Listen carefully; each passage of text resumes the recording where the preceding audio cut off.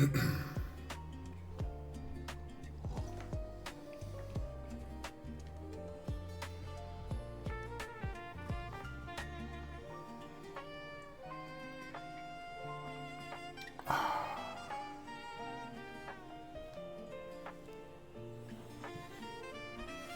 blue. I have blue. There is blue upon me. Maybe I can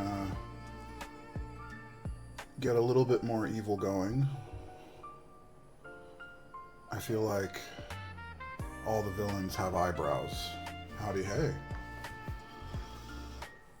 How's everyone doing? Aaron, you were first. Welcome. Sinister, Rufus, Nick Yu, Wobbly, thanks for joining. Rush, Silver, Shark, Victoria, Shiva. We got a group here. Well, well, well. Before we continue, so, Weesh, you are here as well. Welcome, Weesh. Before we get too deep into things, how do things sound? How is the sound? Is the sound clear? Is it nice? Are we jamming? Because we have upgraded, depending on how you look at it, to this. They are little wireless microphones. That's the same one that Manu uses. And I was really getting a little bit tired. So when we did the, hey, Nick Hugh, we are blue. We are wearing blue. That's about as blue as it gets. When we did the Eclipse TKL last week, I was listening to some of the sound tests, and I was realizing that the way it sounded on stream was not entirely accurate. There was a lot of background noise that was making it through. There was like some bass and some humming. It felt a bit wonky. And so kind of made me realize that I needed to upgrade the audio a bit, or at least get audio for sound tests that sounded a little bit more accurate. What was happening with the Eclipse is that it was sounding a bit quieter. Hey Mikey, thanks for joining, man. And Niku, the head is mega. Like, there is a mega head. Like, just because the head's not blue. No, we won't do that. Maybe we'll do it. We'll see. It ain't a bowling pin. That's true. So this is the new little mic, and I was testing it out a little bit before stream to figure out like the optimum distance. And I've kind of figured that the optimum distance for a type test and to pick up my voice is actually right around here. I tried it over here. Yeah, it's the Lark M2, that's the one. I tried it over here and it was like very crisp, but it was too loud. It made the board sound too loud. I tried it on my neck here, which is like with the little necklace magnet thing. But here it was a little bit wonky because it picked up my voice well, but then the thing sounded a little bit too far away. You're right, Aaron, by the way. When I'm building a board, I'll probably have to have it around my neck, I'm thinking. Or maybe get like a clip. I'm not sure yet. That's a good point. When I'm building a board, it'll be a bit wonky. Hello, Switch Journal. Thanks for joining. So let's just start off with a quick type test. You guys tell me how this sounds, okay? Hold on. We're just going to do a quick type test. This is the Class 65 with MX Blacks, stock lube, spring swapped with triple stage springs. All right, you guys tell me how you like it. Carbon fiber plate, by the way.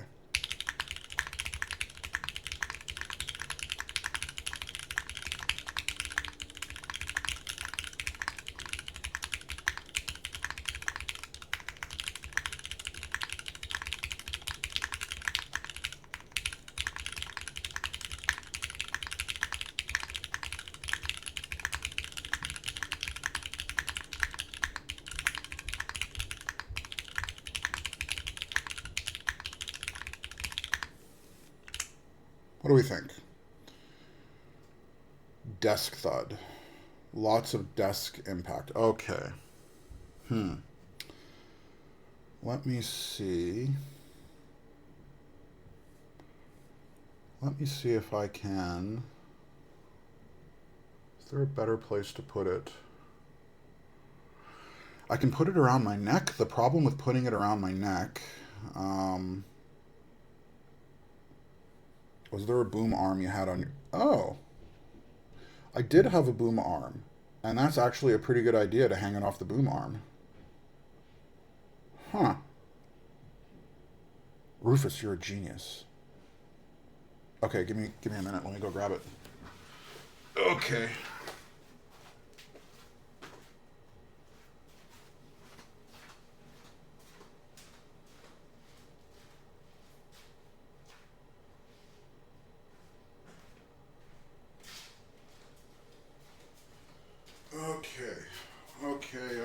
Okay. We are back. We're doing a little bit of stream surgery live, and we're going to see if we can make this work. Okay.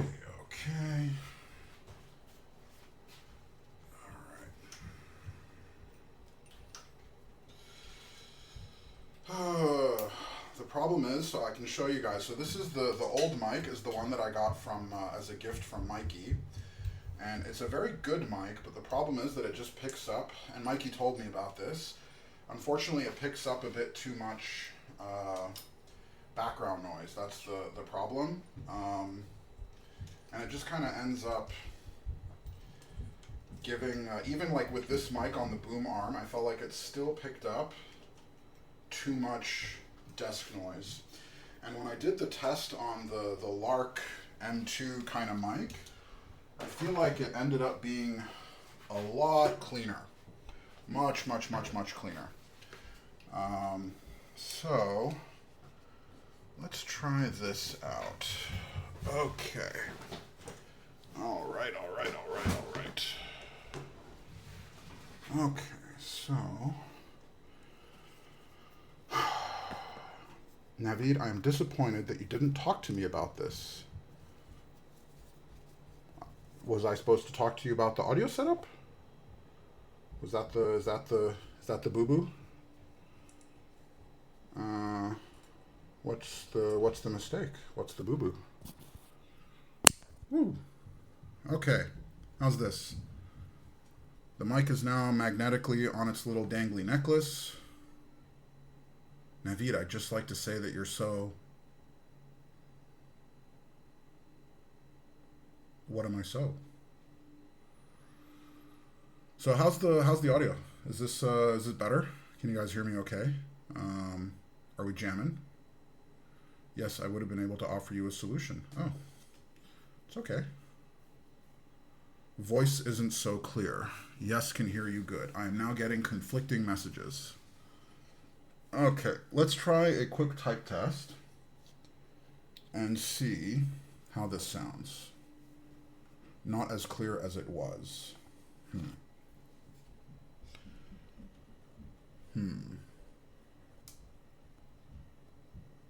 All right, let's try this. Dude, it sounds. All right, hold on. Let's do another type test. I'll do a short one, and then you guys can tell me how this is coming through.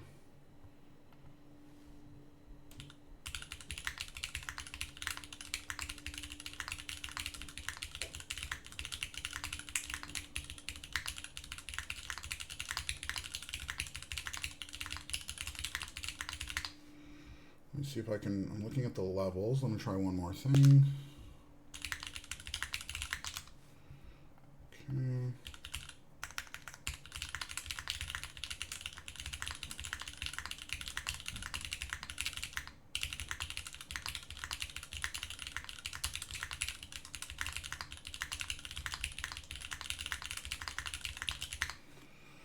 What do we think?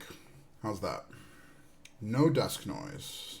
Sounds better. Okay, so now the solution that we are at is I have my little wireless doohickey microphone hanging off the little necklace thing off the boom arm, like literally just swinging in the wind like a nutsack.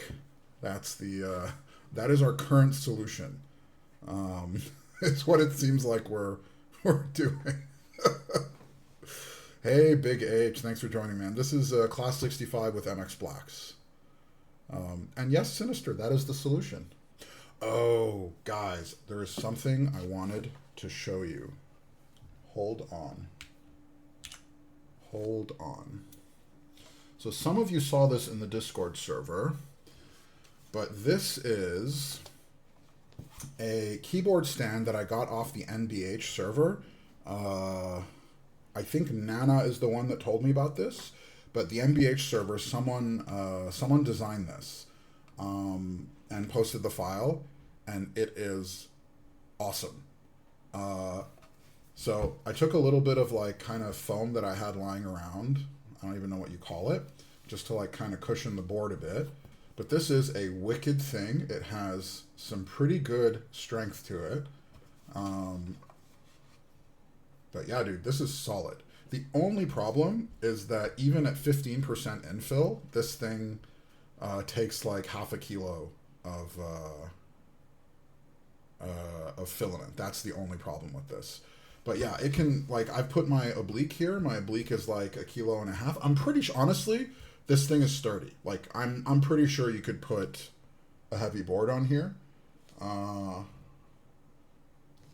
Here, let's try something. Oh. Let's try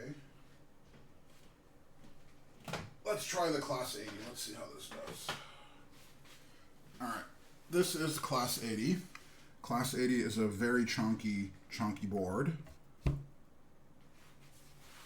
Huh? See? Not bad, huh? Like I can even put a bit of pressure on it. Like you can see it moving a little bit, but it's like the strength is pretty good. Actually, not bad. Oh.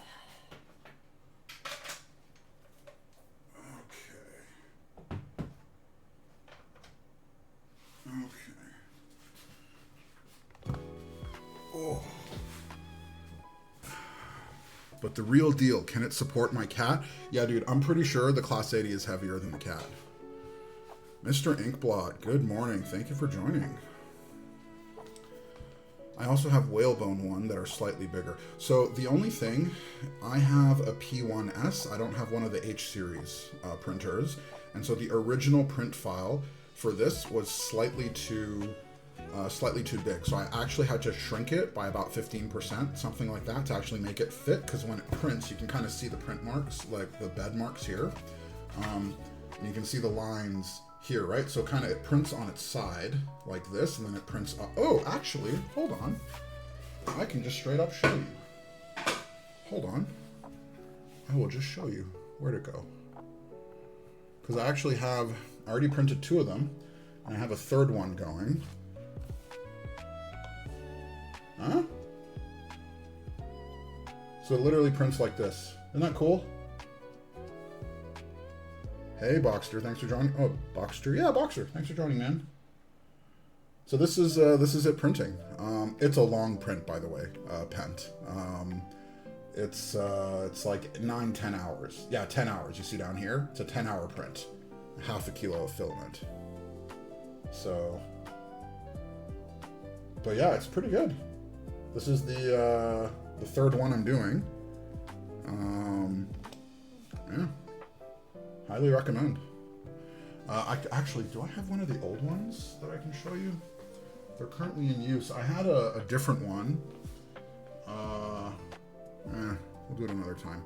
How much does each kilo of filament cost? So you can get them for different prices. I stick with the Bamboo Labs ones because they have RFID chips in them. And the RFID chip passes information to the printer. So the Bamboo Labs ones, you can get them on sale for like 15 to 20 bucks for a kilo, 15 bucks a kilo, something like that, ish. Depends if it's on sale or not. But you know, so it'll work out to anywhere between 5 to 10 bucks for one of those stands, which is like pretty decent, because if you want to get a whalebone one, it costs you like $100, $80, whatever it costs. Yeah.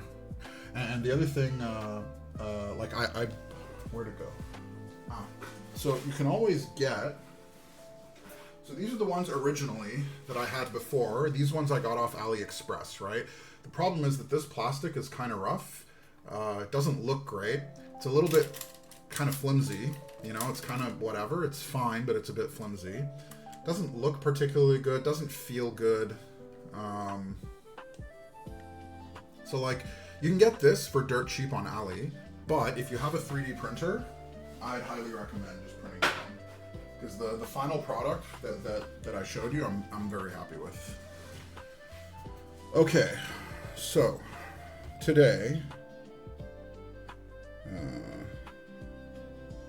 actually, I have a question. I use the Sunlu ones. They're pretty nice. Same factory as Bamboo Labs, and you can buy a bulk pack for 60 CAD, which includes 4 spools. Shiva, the Sunlu ones, does it also come with like an RFID tag, so then the Bamboo Labs like picks up all the information, or do you have to plug it in yourself? Yeah, Sunlu, eSun, it doesn't have RFID.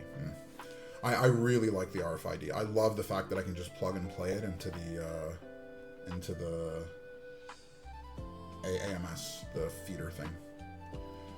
Am I the only one who doesn't like the voice quality with this mic positioning? What's the issue? Is it too thin? Is it far away? What's the deal? I could always wear it around my neck if it's not working for you. When I was wearing it around my neck, it was definitely louder. We could try that, but then I'll have to move it to my desk. A little far, but ultimately fine. Just sounds a tad far. Okay. Let me try something. Hold on.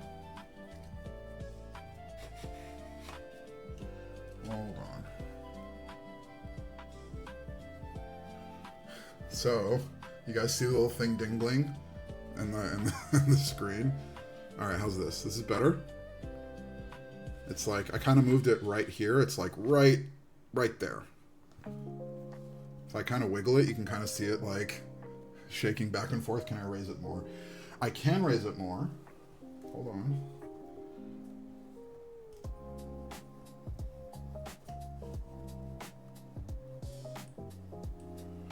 All right, what do we think now? Only problem with this.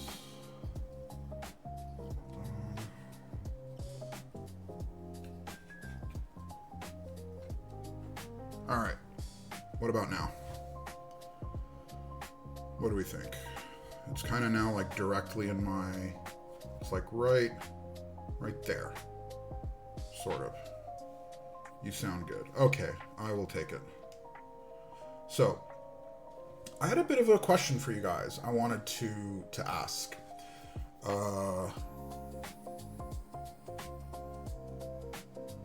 Okay, so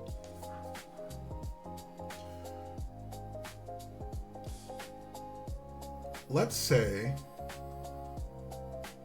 I don't even know how to put this. Okay, so basically my question is about bias and about how we think about bias and treat bias when we are looking at content about keyboards. So I have 2 boards that are coming to me in the next week or 2, right? There's the Craze that's coming. I'm actually going to take my watch off because the glint is kind of bugging me. Dude, this sounds like a podcast question. I mean, I guess we can talk about that now too. But I do want to get your perspectives on this, guys. It is actually, you know what, Aaron? It is a discussion for the podcast, but I also want to get people here's thoughts on it as well. Because the reason I'm thinking about it is because, like, I am biased. So, like, last week, we were looking at the Eclipse TKL, and Shiva's a friend of mine and a sponsor of the channel, right? And so, 100% I'm biased. Like, he's a good friend of mine. I'm wearing his t-shirt right now. Like, and so, like, I can't say, oh, I'm impartial. Like, of course not, right? And so one of the things I was thinking about doing was like kind of acknowledging bias. So whenever I had a sponsored stream where I was like looking at a product or building a product, was essentially disclosing the bias that I have, or at least trying to, so that people could make their own decisions based on it. So essentially trying to describe my relationship to the brand and whether I'm inclined to like or dislike a particular product. That's what I was thinking of doing. But I was wondering how you guys looked at it. Like, is a disclosure worth it? Is there a point to it? Do you care? Or like, do I just say it's sponsored and then I move on? Everyone has a bias towards a certain sound, certain feel. Everyone prefers different keyboard size and different design style. That's true. I too am unbiased, but a bias R3 might fix that. But you can mention some things that are not flawless. Shiva won't be mad. No, I know. But like, the problem is that like, when you like a brand, a company, a person, whether you know it or not, it affects what you think, right? Like, and I don't think, and like everyone is biased, right? So like everyone has some bias. The question is it worth disclosing it or describing it? Like the sponsorship part, that's like a legal requirement, right? Like you have to say, I am sponsored by whatever, if that's what it is. But how much further than that? Like, do you guys care? Is it worth doing? Is the part I'm not sure about? Because I don't want to just like add stuff to add. Acknowledge whether it's sponsored or if you are friends with the designer, it's enough, and then just move on. Viewers can make up their own mind. What Shark said. Interesting. I like the disclosure. It lets me know to take everything with a grain of salt. So I kind of agree with that. I'm inclined to do like a bit more of a disclosure. I just don't know if it's worth it, because like everyone that's here, all the names that I see, like you guys are all Discord people. You guys are all like literally almost every single name I see here is people that are deep in the Discord community. You're all veterans. You all kind of know the game already. And so it's not like, I'm not in like a Alex situation where I have to think about newbies that are coming in and how they might perceive things, right? Like you guys all kind of get it already, which is why I'm not sure how worth it is. If you have a personal connection to the person, it's worth disclosing. That I agree with. The ones that take issue with your personal bias have other internal issues going on. If the first thing they jump to is you're selling out or you're biased towards this or that. So the thing, K-Tech, is that it's a very small community, I think. And so it's not like many other spaces where the content creators are kind of somewhat far away and removed. Like here, when you join a Discord, like the creators are active on the Discord, right? Like Alex is somewhat active on his server. You can see Scooped Bar hanging around different servers, right? Like the creators, like Switch Journal is here, right? Like the creators that are in the space, we're all kind of friends. We all kind of know each other. And so I think it's a little bit different because everyone here, it feels closer. Which is why I'm thinking about it more, because it's not so much about like, okay, how do I put this? Okay, if I'm gonna pick on Hippotech because he's like, I think one of the biggest channels in the space, and he is somewhat a bit distantly removed. His channel is super big, right? So at a channel of that, or even Linus Tech Tips, it doesn't matter. When a channel gets a certain size and you're doing it as a business, it's like, to me, that's a different category where it's like selling out or not, disclosing or not. You kind of take all of that with a grain of salt, right? Like if Linus Tech Tips or Hippio or whatever raves about a board or doesn't matter, piece of tech, you by definition take it with a grain of salt because it feels more corporatized. Whereas with a smaller streamer, it's more community based. It's like, I know these people, I hang out with them on servers. It's like, I don't know, to me it feels different. Yeah, but you always get people who don't know. That's true. Maybe another small thing to mention is if it was given to you for free. That's true. It's true. Yeah, it's super important, connection to the people. Mm-hmm. Yeah, but you have to go for the lowest common denominator because it's mostly us Discord guys. Doesn't mean it's only us. You don't know who doesn't chat. That's also true. I think sponsored is something mandatory, but I think it'll be good to mention that we have bias towards something because it helps people who may not know. Yeah, I'm leaning towards like a small extra something similar to what we did for the Eclipse. I I think generally consumers understand that if a stream is sponsored or there's a connection, there will be bias. Even Alex mentioning it is sponsored and he'll be objective. I still think there is some bias.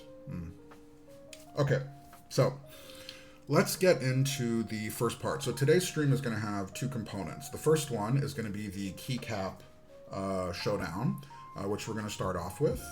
And the second one is going to be 60s collection stream. And god damn it, I'm noticing that we're already 30 minutes in and I haven't done anything again.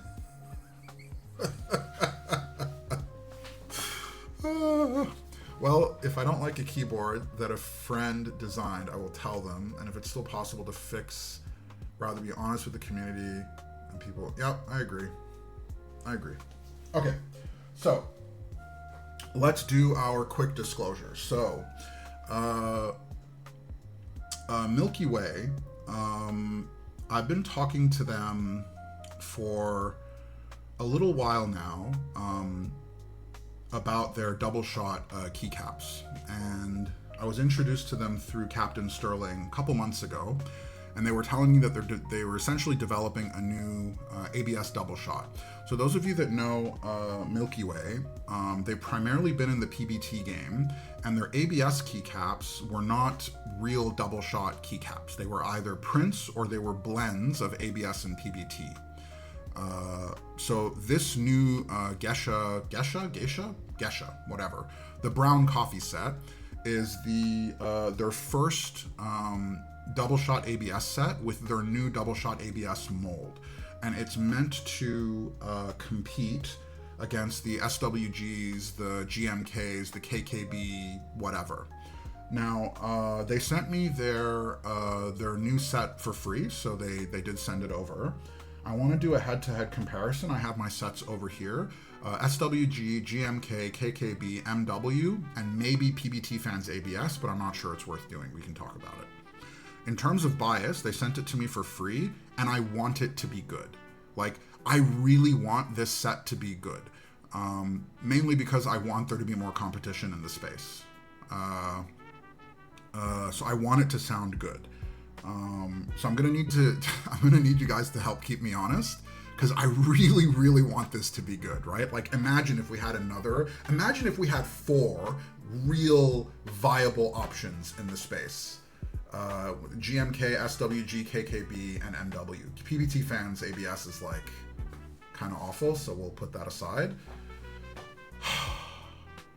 All right, so first we'll take a look at what they sent over, and then we will get into our comparison. So this is what we have. Navid, you're forgetting DCS. I am forgetting, you're right, Big H. I don't have DCS. And until they step up their game with packaging, I probably won't have DCS. Sorry. Thoughts on ceramic keycaps? So Sama, I had a set of ceramic keycaps. They were the Sarah keys a while ago. In terms of sound, they were fantastic. They were amazing for really deep, thocky sounds. They had a very unique sound signature to them. However, the quality, the QA was terrible. They were very fragile. The stems cracked. Not great. So if you're willing to put up with like some fragility and a bit of quality, you'll get an extremely unique sound out of them, but terrible for clack. So basically it's like a very unique thock. That's what I think they were good for. And I tried a set that's quite old. So if you have money to burn and you want to try it, it's a very unique experience, but otherwise it's not something I would recommend. Keep in mind, however, that I'm going based off the old Sarah Keys stuff, which is like a year old now. I've heard that they've improved their QA, but I have not tried it since then. For the price with the quality, maybe I'll pass. Yeah, honestly, I'm not sure. I'm a bit mixed on it. They're also very expensive. New Sarah keys are fantastic quality, no comparison with the old sets. Yeah, okay, that's fair, totally fair. Do you have thoughts about the $100 GMK kit that is about to go live? Pent. You're talking about Pandemonium and Masterpiece, right? That's the other one I saw.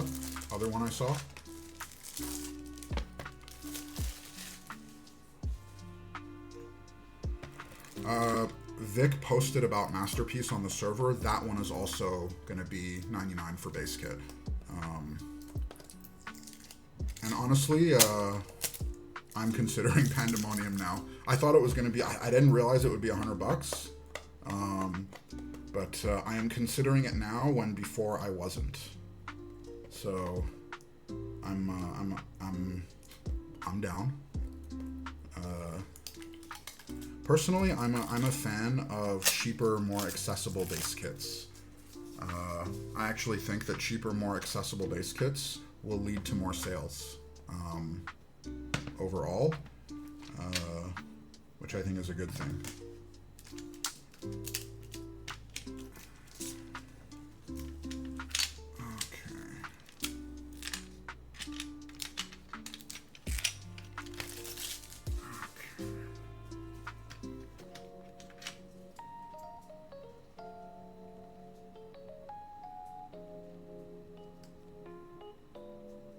Interesting. Looks like even the novelties are double shot.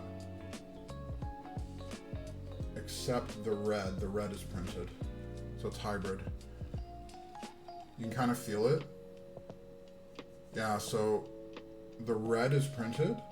I don't know if it's UV. Interesting. Oh. So, one thing I can already tell you guys on texture, this is quite smooth. This is smooth. This is more like a KKB on texture. At least the novelties. Let's take a look at the rest of the set and see how it is.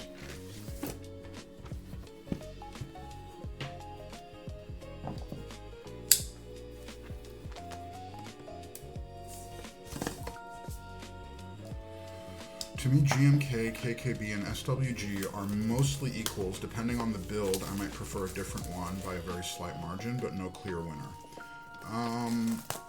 So I do agree that there's some... you know what? I'm actually not sure if I agree, Switch Journal.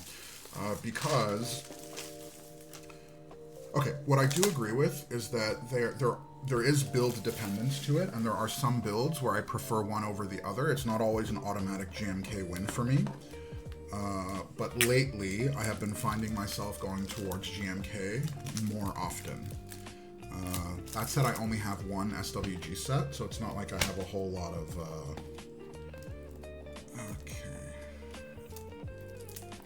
a whole lot of SWG sets to play around with. Yeah, it's very smooth. My biggest criticism about NW's double shot. Interesting.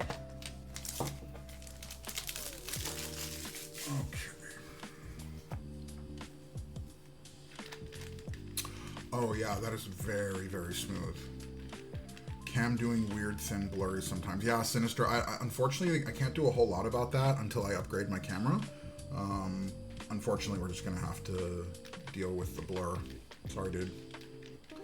Of course, it's from limited testing. I only tried on 2 boards. Interesting. What is the price for this set? I think it's around $100. We can check. $90. 90 US. Yeah, this is very, very smooth. This is honestly, I think this is smoother than Kikobo.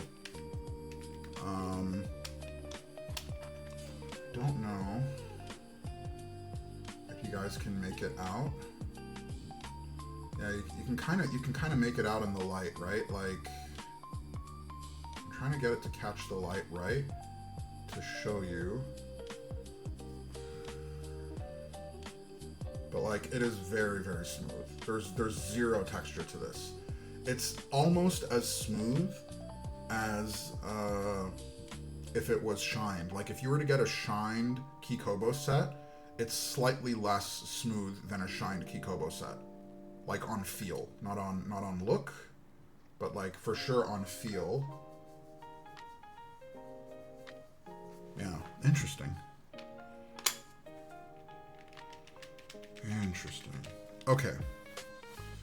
So, what I was thinking of doing was first, what's the mouth feel like?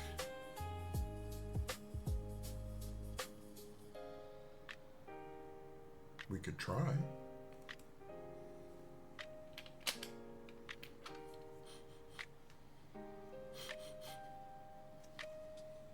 Doesn't smell like anything. Okay, so what I want to do to start is first, does it taste like coffee? It doesn't even smell like coffee. Imagine if Keycap smelled like what they were supposed to, like imagine if like an ocean smelled like ocean. All right, I want to do side by side, 3, 3, 3 of GMK, SWG Kikobo. Actually, maybe we,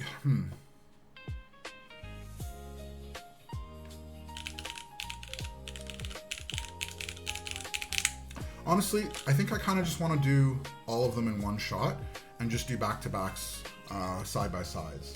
I think that's what I want to do. Because I want to hear it all in one go. And then once we do a 1, 2, 3, we'll replace all of the keycaps on a board and get a full type test on them.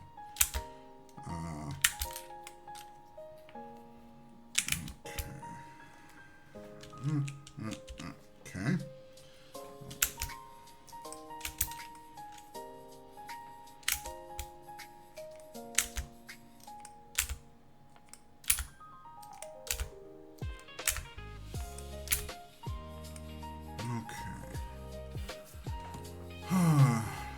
Now, do I do it? Do I order Classic Blue and Nimbus? You want to get that much blue? It's a lot of blue. Hey Nana, thanks for joining, man. What board is this? It's the Class 65 by MM Studios. That could be fun. Do you think Manus would accept to perfume their sets before packaging for... Honestly, dude, imagine, like you just bump up the price of a set by like $1, right? And then you get like a scented keycap set. Imagine anytime you pull out your coffee, because like right now, keyboards are a partially full sensory experience. You have the visual, which is the look. You have the touch, which is the tactility and the texture of the keycaps, right? Then you have the sound. What we're missing is smell. Really what we're missing is smell. Imagine you pull out your coffee themed board and what you get is the smell of coffee. I think that's pretty great. Stratos will... Oh my god, Shark, if you could get Stratos smelling like gasoline, I love the smell of gasoline, man. I would do it. Dude, yes, Sama. Smell-o-vision from Futurama. Absolutely, that would be amazing. But then you have sets like, I don't know. I'm sure it wouldn't work on some sets. You know what it would work on? GMK bread. Imagine GMK bread that smells like bread. Making perfume either from scratch or blends is another one of my... Really? I generally make something in every... Big H? That is very interesting. Stop, you're making me hungry. You know, Big H, my wife is a huge, huge fan of perfumes. I was actually telling Nana about this. Oh, Big H, you and Nana should connect, by the way. Nana is also a huge perfume fan. And so I have a feeling you guys would have a few things to talk about. All right, let's put this away. For now, we will come back to this. God damn it, we're 40 minutes in. I haven't even done my keycap comparison, and we still have the collection stream to do. This is gonna... I have a feeling this is gonna be a slow one. Alright, let's do... Okay, sorry about the noise. Okay.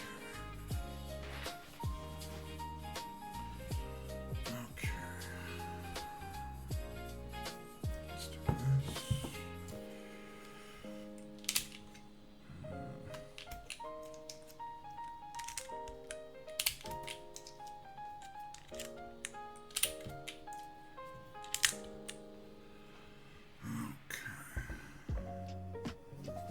Smell and taste are memory unlockers for me. For me too, man. I remember reading, Shark, that a while ago, that apparently smell is like the biggest universal memory unlocker for people. Okay.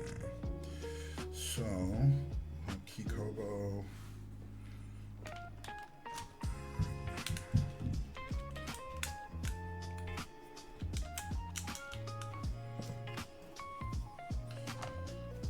Alright, so our top row, because we're doing a few different sets of keycaps, the rows are not going to be entirely accurate, but I think we'll be okay.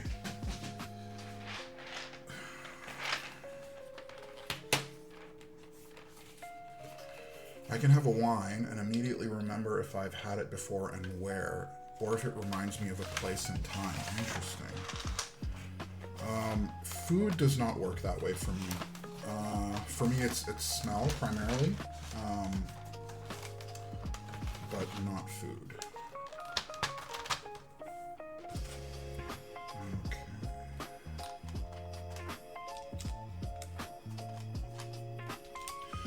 Guys, I have a 3-slot over here.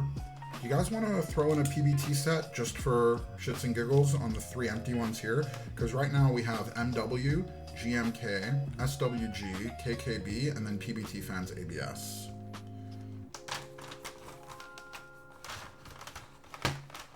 Sure, send it. Okay.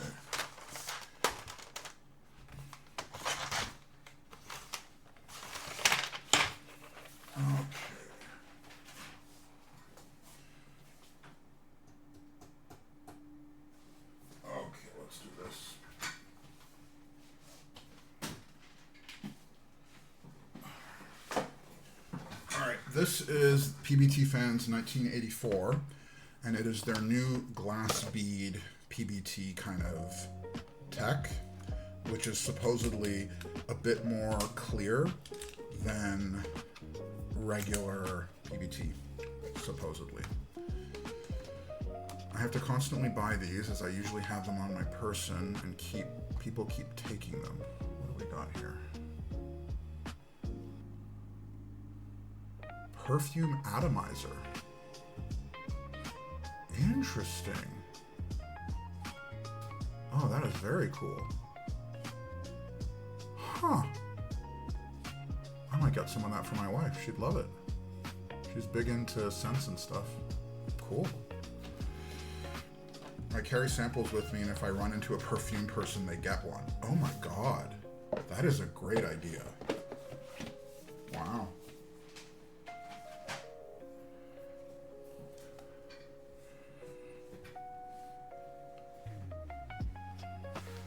Okay, so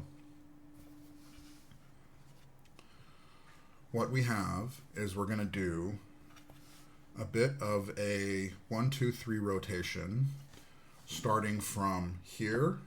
We'll go all the way across, then we'll go up a row, and then we'll go all the way across. All right, so we have again MW, GMK, SWG, KKB, PBT Fans ABS, PBT Fans PBT with their glass bead technology. The PBT Fans sound test has to be with solenoid and buzzer only. That'd be great. Oh, we could do that actually. Okay. Let's do, I'm going to bring the mic a little bit closer. Let's see if we can. Okay. Are we ready?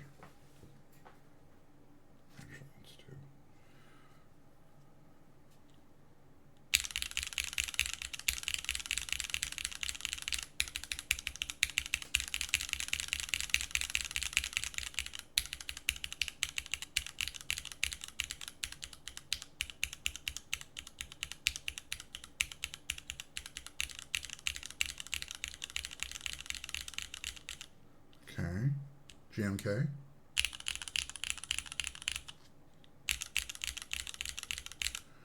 Motif, these are MX Blacks, factory lubed, spring swapped with triple stage springs.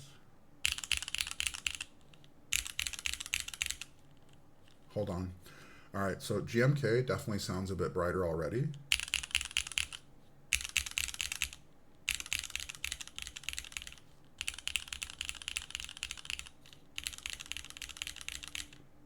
All right, I'm going to switch to Keykobo.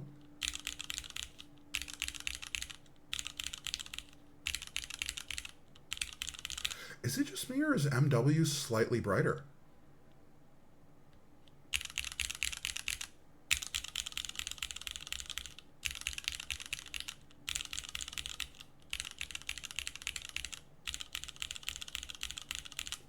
Oh, Nana, you're right. It could be the row. All right. What we'll have to do maybe is once we have our like sort of our brightest, we'll have to maybe swap the rows around a little bit. All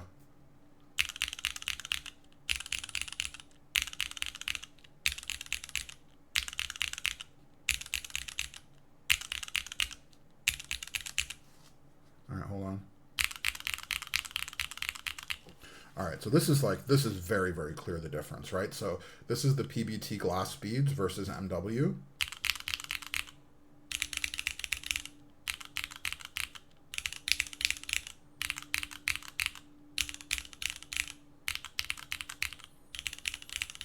Okay. Then we're going to do SWG.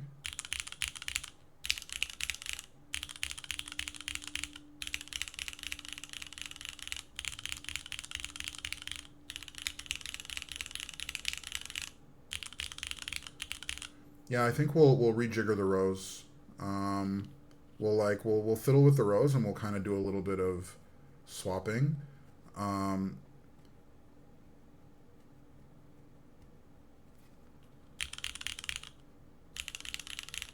But hold on. So right now it's just SWG versus MW. What do you guys think? Okay, so SWG is on the right, MW on the left.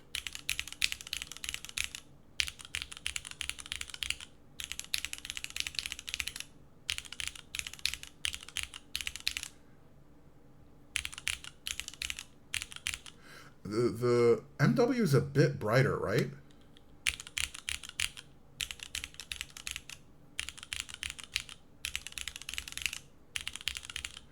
MW is nice, clackier, but more thin.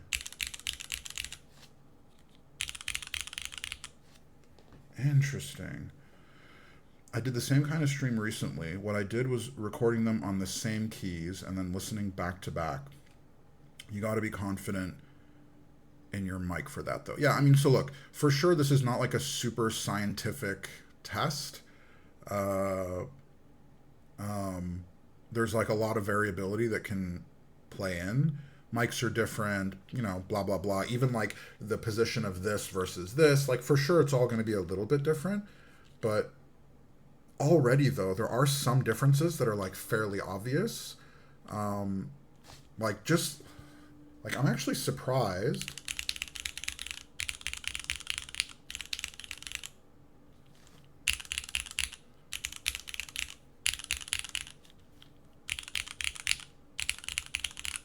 So, okay, these guys, by the way, this is GMK versus SWG.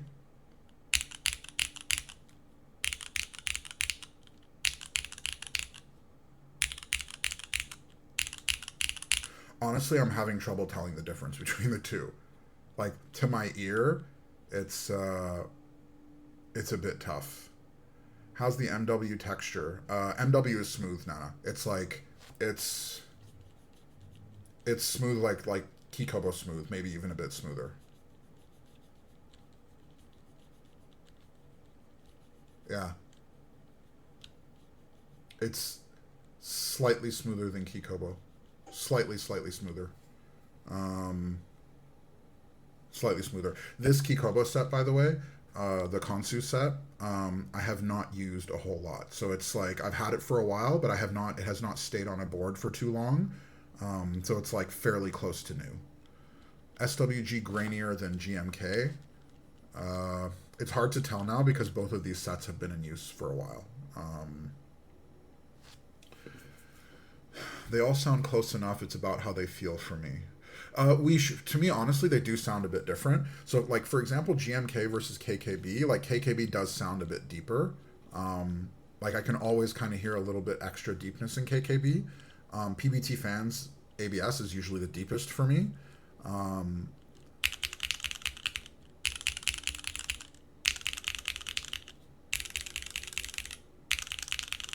Like you can hear these guys, right? They're clearly deeper. All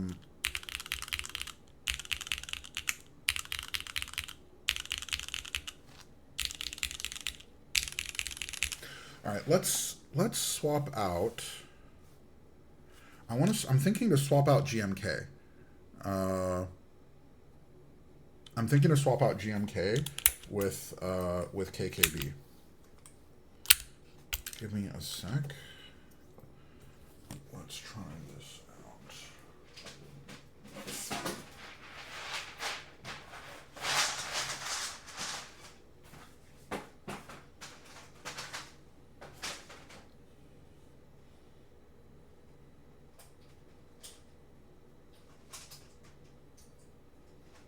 Okay, let's do this.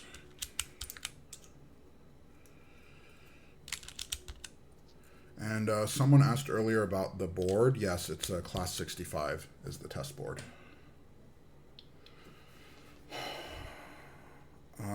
Sama, the cable was a gift, by the way. I don't actually know where it's from. It was a gift from Phoenix. So I can't actually tell you where it came from.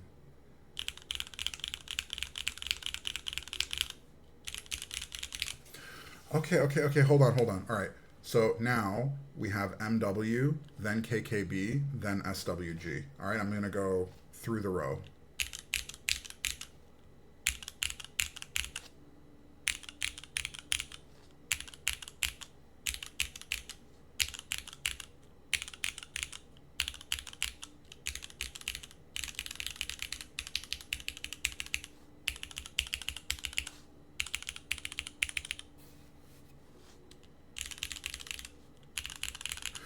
I'm having trouble with KKB and MW, guys. Can you guys hear?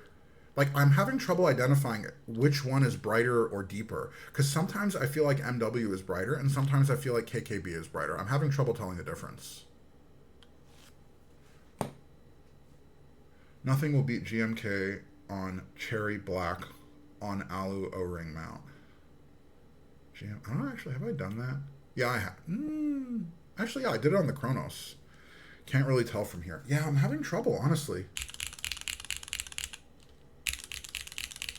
It is different.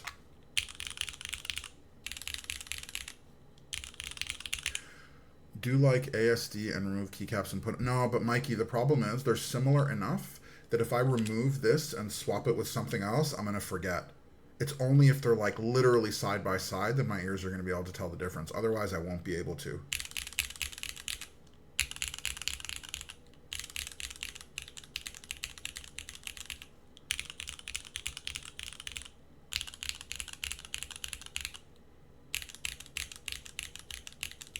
What I'm hearing is thinner versus more full with similar tone. Interesting.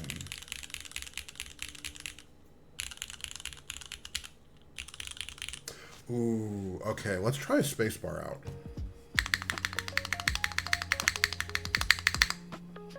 All right, let's try spacebar.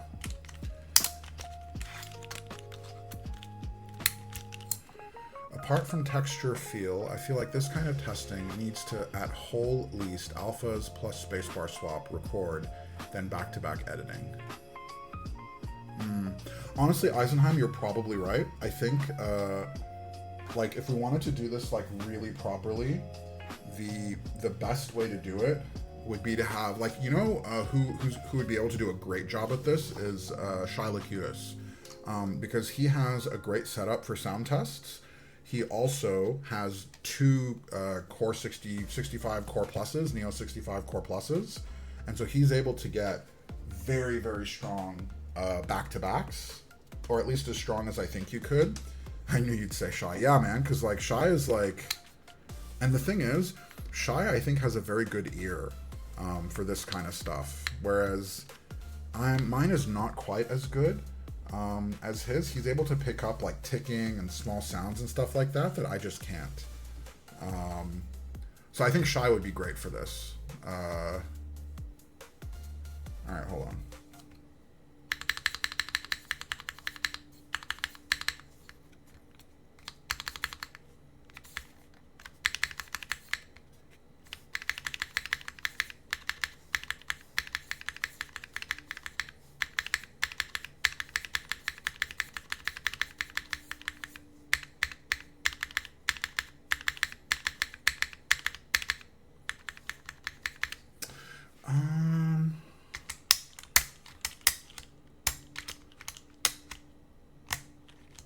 Uh-oh. All right.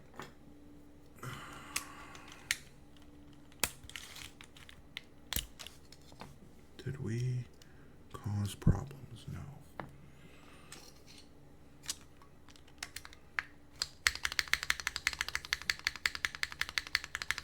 Can you guys hear the difference? Did you guys hear it?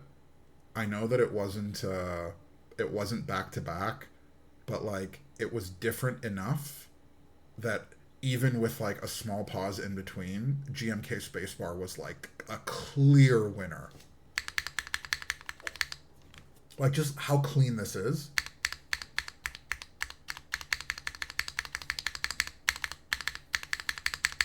Very, very, very clean.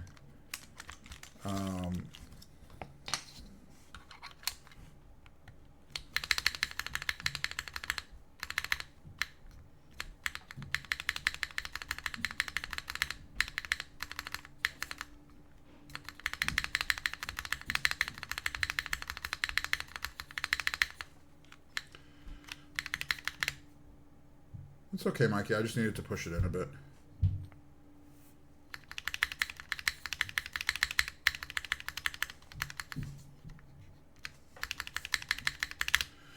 So, let's do a full test. Like the full.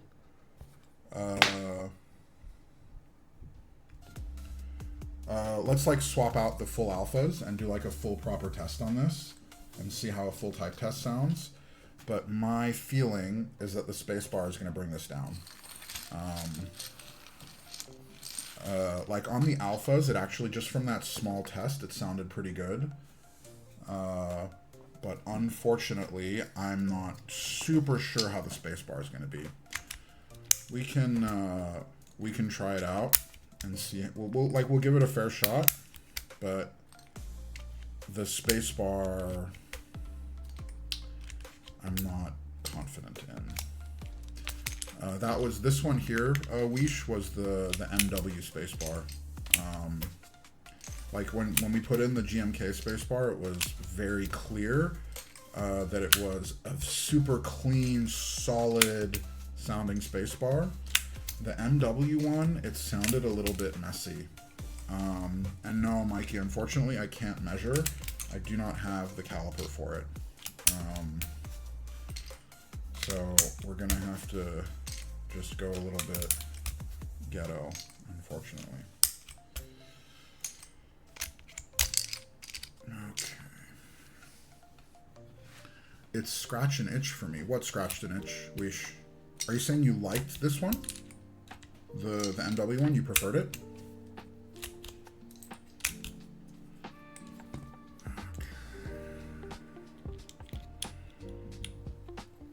But there is like the specific sound when it rubs against something. Oh, Mikey, are you saying that you think there's interference happening? Is that what you're saying?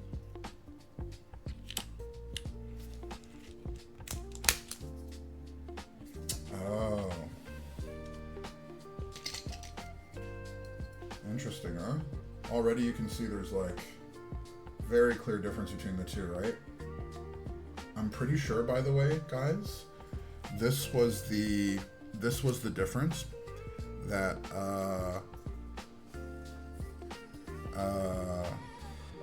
one of the differences in SWG. That's why SWG shipped a spacebar fix kit, was because I think their original fix kits didn't have any cross beams or whatever you call them, the lattices inside the keycap, which made the whole thing sound a little bit deeper. And so one of the things that they ended up doing was shipping a spacebar fix kits, and if I remember right, the main change was that they added those lattices inside the keycap to help brighten it out a bit.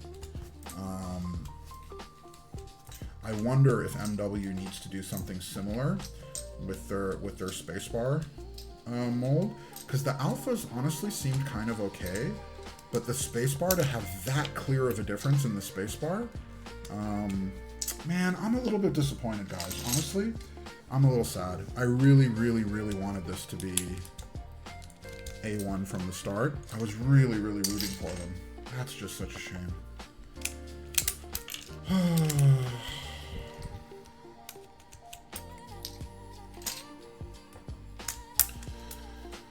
Is that why it sounds hollow? Maybe. I don't know enough about keycap design. My guess is that part of it, because like at the end of the day, the thickness is part of it, the material is part of it, the mold is part of it. So I don't know. Too bad.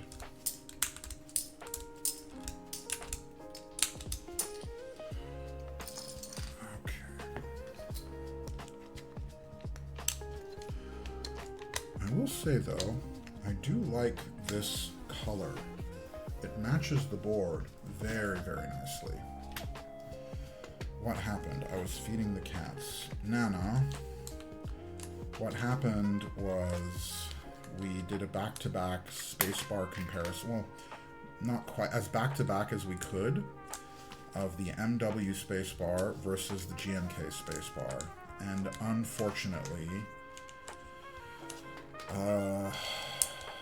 the GMK spacebar was like wildly ahead. You put the GMK spacebar in and it's like basically flawless. You put the MW spacebar in and it is not clean. It's noticeably deeper and it's just not a clean sound. Now, Mikey was saying it's possible that something is making contact because it did sound a little bit noisy. But yeah, it's a bit unfortunate. And it seems like, and we actually looked at the spacebar, by the way, and there's no cross, I don't know what you call them, but like, so this is a GMK spacebar, and I don't know what you call these like kind of lattices or like the structure that's inside the spacebar. There was none of this on the MW spacebar. It was basically just smooth internally. I'm guessing that's part of it. Could also be thickness, but like to my eye, I can't really tell. The only thing that I can tell is that the double shot, I don't know if you can make it out, the double shot on the MW keycap is like noticeably thicker, the double shot part, but like in terms of actually measuring the difference, I don't know. So we'll do a full-on type test on this and we'll see how it goes, but it's not looking promising for the spacebar, which makes or breaks the build, unfortunately. We'll see how it all comes together though. Maybe it'll kind of recover itself. We'll see. Just buy multiple of the same board, build them all the same, put different keycaps on them, then wonder why you put GMK on all of them after stream. Yeah. I've been suffering with the cap spacebar, cap ABS. Which set is that, Nana? Cap ABS. I don't think I know that set. It's the same with cap, no support, spacebar is mid. Oh, the Illume. Yeah. I was very, very curious about that set, and I love the way it looks. But I was unfortunately just a little bit suspicious about that particular, because like the ABS on the cap Santa Illume set, that kind of transparent ABS, is the same kind of ABS that they have in the PBT fan sets, and they're just a bit deeper, I thought. And that's honestly my main hesitation behind the cap set.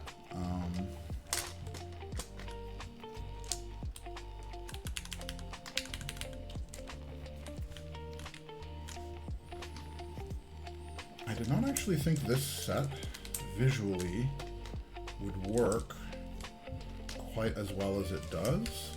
Because when I first... Okay, I messed up somewhere.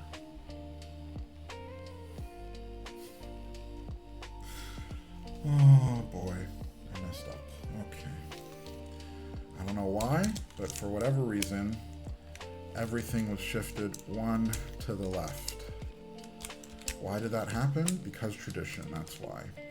Navid has to mess up at least one thing on a stream, otherwise it's not a NAB stream. And today, since we're not building a keyboard, I had to mess up where I put the keycaps, and for whatever reason, I made it all the way across the row and then realized I didn't have somewhere to put the cue. So now we're just gonna shift everything back, and now my cue has a place to go. I dipped out of Santa Illume after trying samples, got GMK Taiga instead. Such a shame, but it didn't sound good to me. That's honestly my concern as well. It's like the material, the type of ABS that they're using looks kind of the same as the PBT fans ABS, right? It's like that kind of translucent ABS where you can kind of see through the keycap, right? Like all the PBT fans ABS sets are kind of like this, right? This is Retro Dark Lights, which is their round 2, which is their ABS. Like, it doesn't sound bad, but it's just noticeably, distinctly brighter. And it just, sorry, not brighter, duller, deeper and duller. And so my concern with the Santa Illume set is that it would be the same. It would be noticeably duller, which is why I ended up skipping it as well. The supports are called gussets. Interesting. IMO, it's worth the $80 shipped it costs from Creative. Not every board needs a banger spacebar. Sometimes you do it for love. Do I agree with that?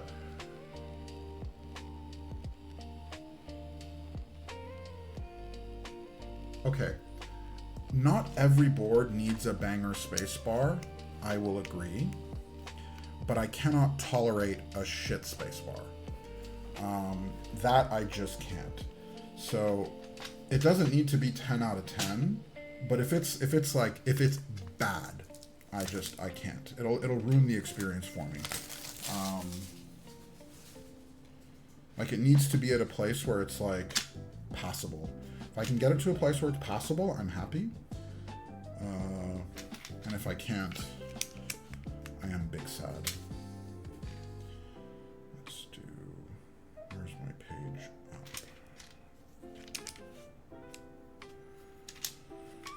up? I'll tell you what though, guys, I am loving how this set looks on this board. That I am a fan of. Page down. Yeah, on look, I dig. On look, I definitely dig. And I did not think I would like it quite as much as I do.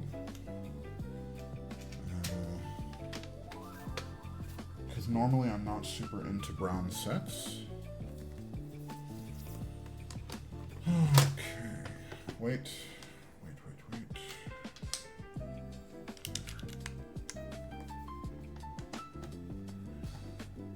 Okay.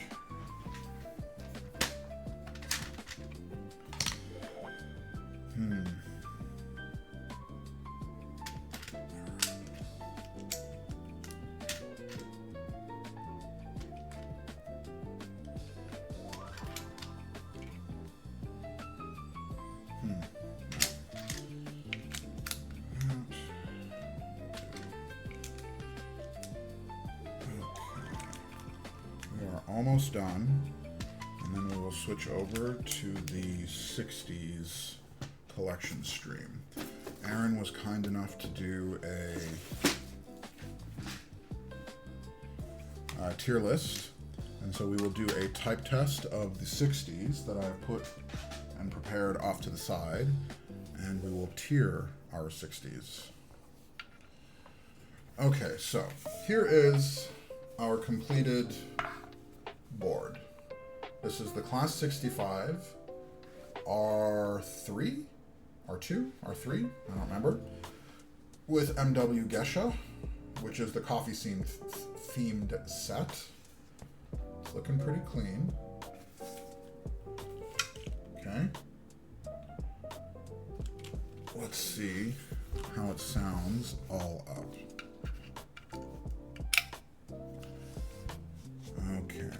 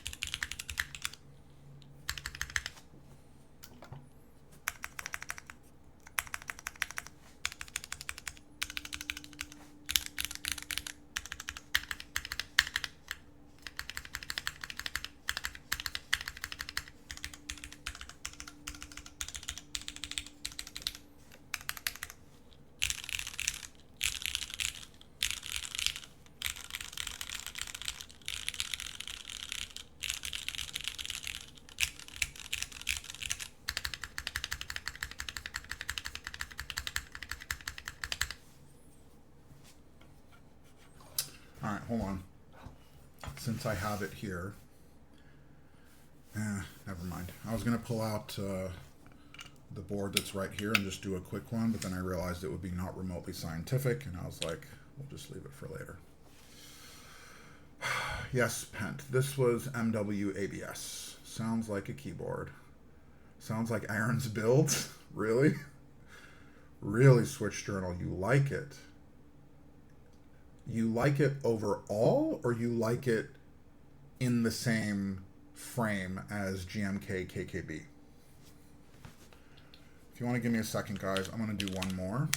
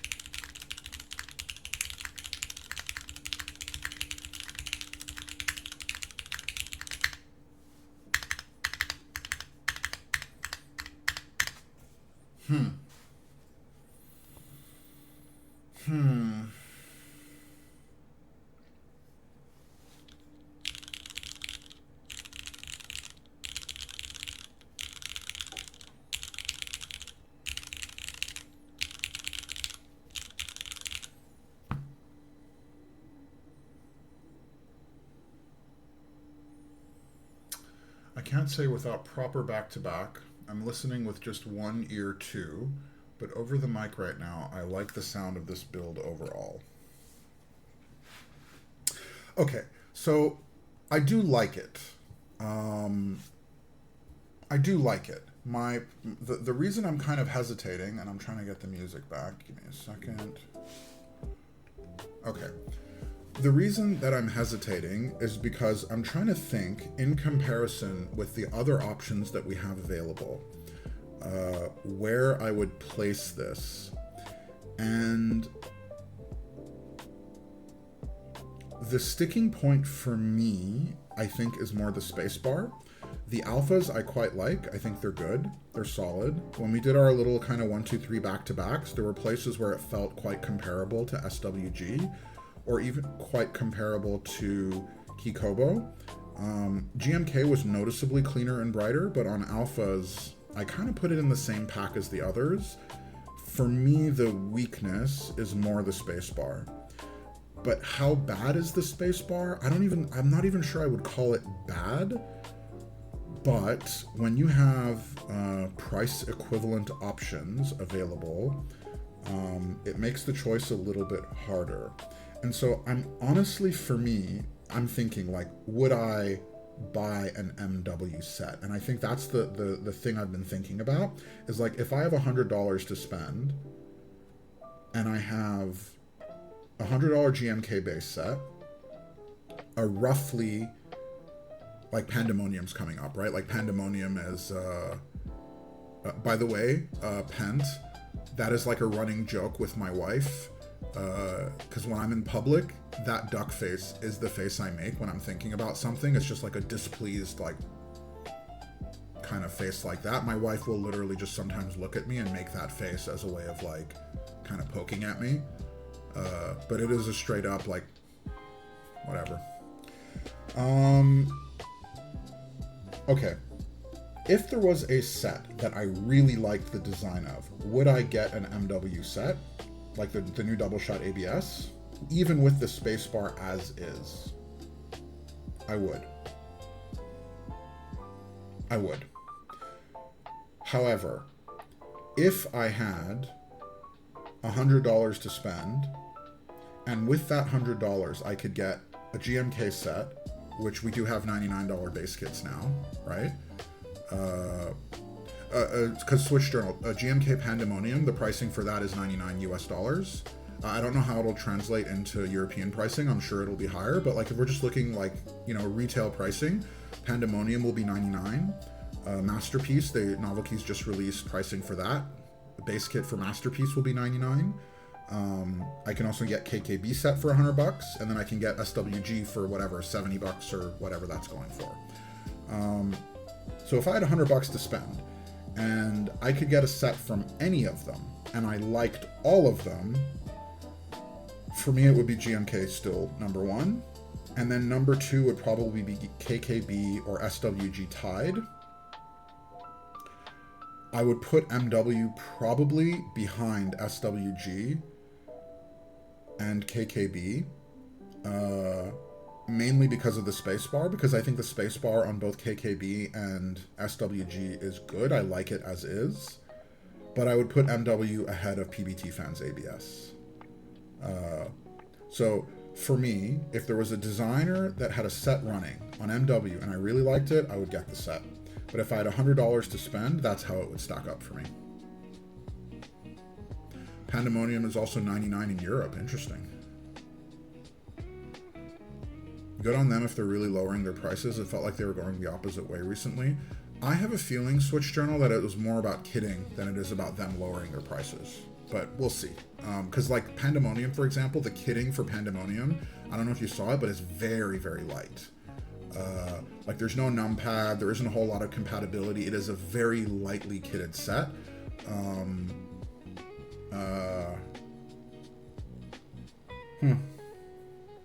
SWG over GMK. So Mikey, if the problem is that statement, you're talking on value, right? And you're saying you know, a $60 SWG set versus a $150 GMK set, right? If it's a 2-to-1 cost, is SWG, like, is GMK twice as good? No, Mikey, no. If you had a blind test, go Korea. Okay, fine. If you're bringing nationalism into this, I'm not going to argue with you on that. I'll give it to you. Fine. But those GMK base sets are way similar than the comparable. Way smaller. Yeah, they are much smaller. 100%. For sure, Rogue. Like, definitely they're smaller. But, like, for me, all of those base sets, you know, the extra kitting doesn't do anything for me. I use 60s, 65s, and TKLs, right? So, like, across the board, they would have all been the same. Hi, T. How are you? Thanks for joining. I agree GMK sounds is better if you want full clack. Yeah. I'm going to do a blind test. Ooh, Switch Journal. I would love that. I would love that. Honestly, even like putting aside the argument of which is better, just like the science of it, big fan. And for what it's worth, I think the video will perform well. Okay, guys. Are we ready? Are we ready? Wait a second. Hold on. Are we ready for...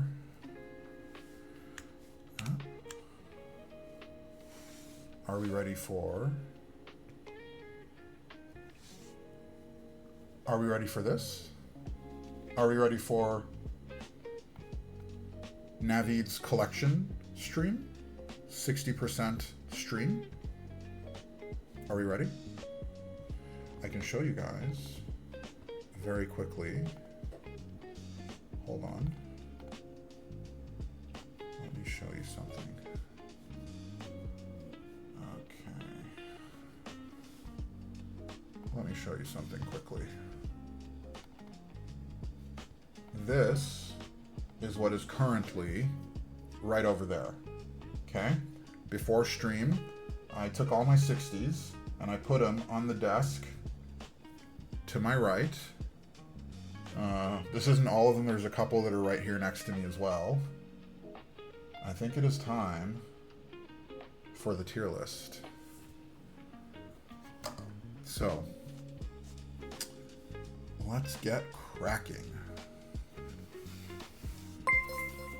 Okay, let's do it. Oh. Hello, Mr. Simon. Thank you guys for joining. You have joined at a very, very interesting time. We have just about started the stream of my collection. We are going to be focusing on 60s, and I was just about to do the first type test. So, dear Simonites, let me stream the keyboard I am most proud of. Are you ready?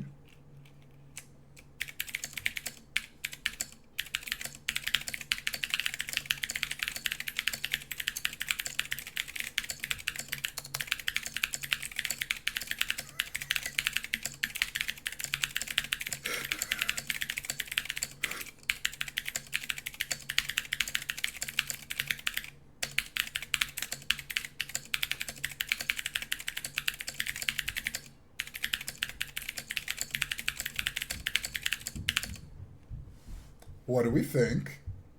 Huh? Huh? What do we think, guys? What do we think about the keyboard that I am most proud of? Huh? What do we think? What do you guys think? Hey, Raymond. Thanks for joining, man. Long time no see.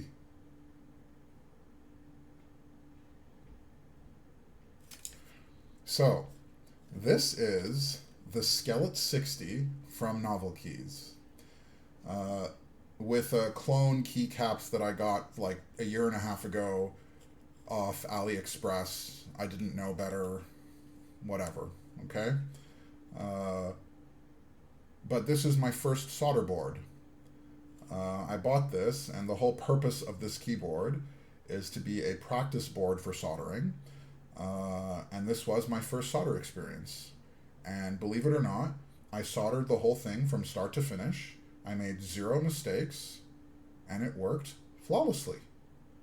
And so I am extremely proud of this keyboard because it is my first soldered board.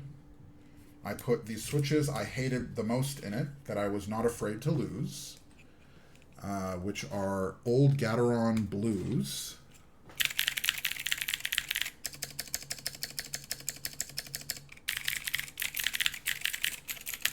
Huh? So, congrats, I took a similar path, thank you. I think the Skelet was an amazing price for a solder practice board. It was like 40 bucks, 20 bucks, 30 bucks. I got it on sale, and I loved it. This is great. I'm very proud of it. I'm never going to get rid of it because nobody would buy it. It's unsellable. And it's fun. Every once in a while I bring it out and it's super obnoxious. Yeah, it's great. So, let us go to our tier list. Now, if we are going on sentiment, then it goes here. Okay? If we're going on, emotional impact, it goes here. But if we are going,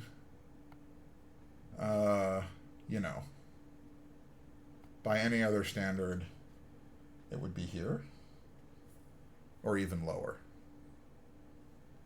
Have this keyboard available anytime someone asks for a free keyboard. I could, but I actually have legitimate keyboards that I would totally give away. Like, I actually have a few of those, like giveaway keyboards for good keyboard friends. This one, I wouldn't. S tier for sure in our hearts, exactly. So we're going to keep the Skelet there, all right?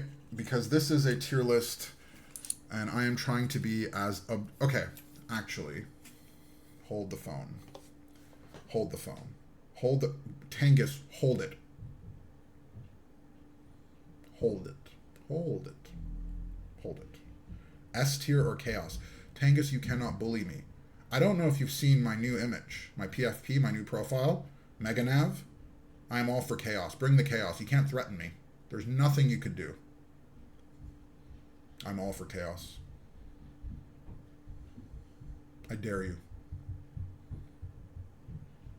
Honestly, I'd give it more than D. It works perfectly, and you're proud of it, and that does matter. Okay, so we are going to define how we are going to approach this exercise, because I have 1, 2, 3, 4, 5, 6, 7, 8, 9, 10, 11, 12, 13, 14. I have 14 60s to show you guys and type through.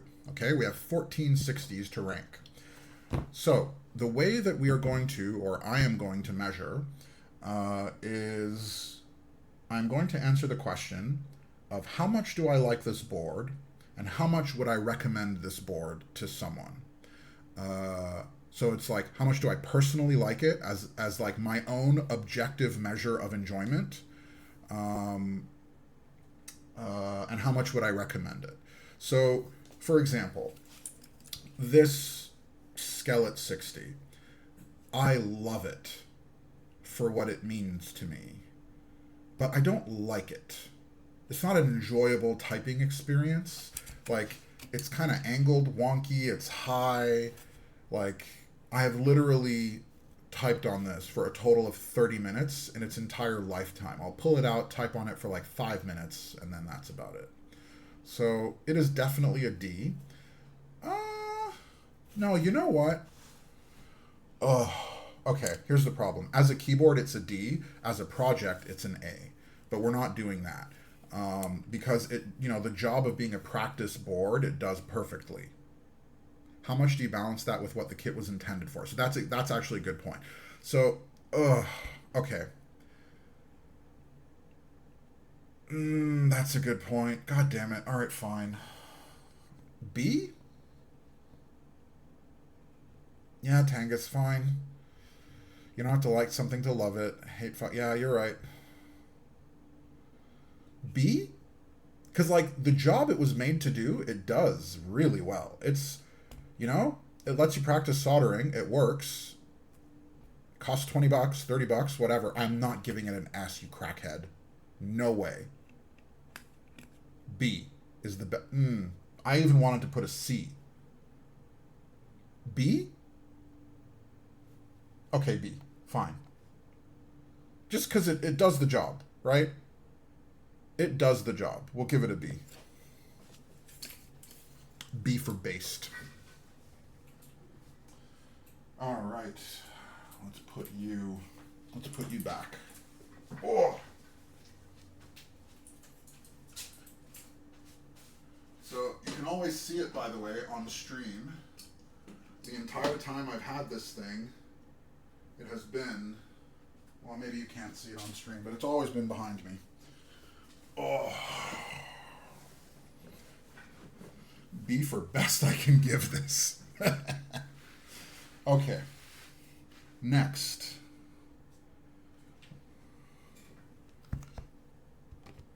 This is the Hex 3C. 3C?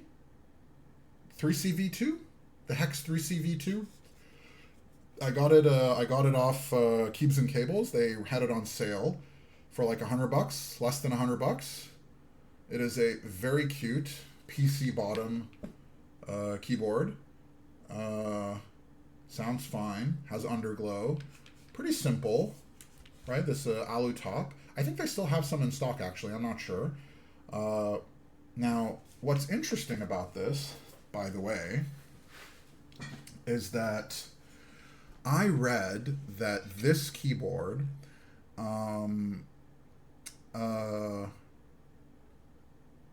sounded great plateless. And so what I did, and you guys are probably going to think this is blasphemy, is I mil-maxed the PCB, and I'm currently running it plateless. So this is a plateless, mil-maxed Hex 3C V2 with KeyGeek Starwish switches. Very interesting, and it sounds very unique. I think you guys are going to like this.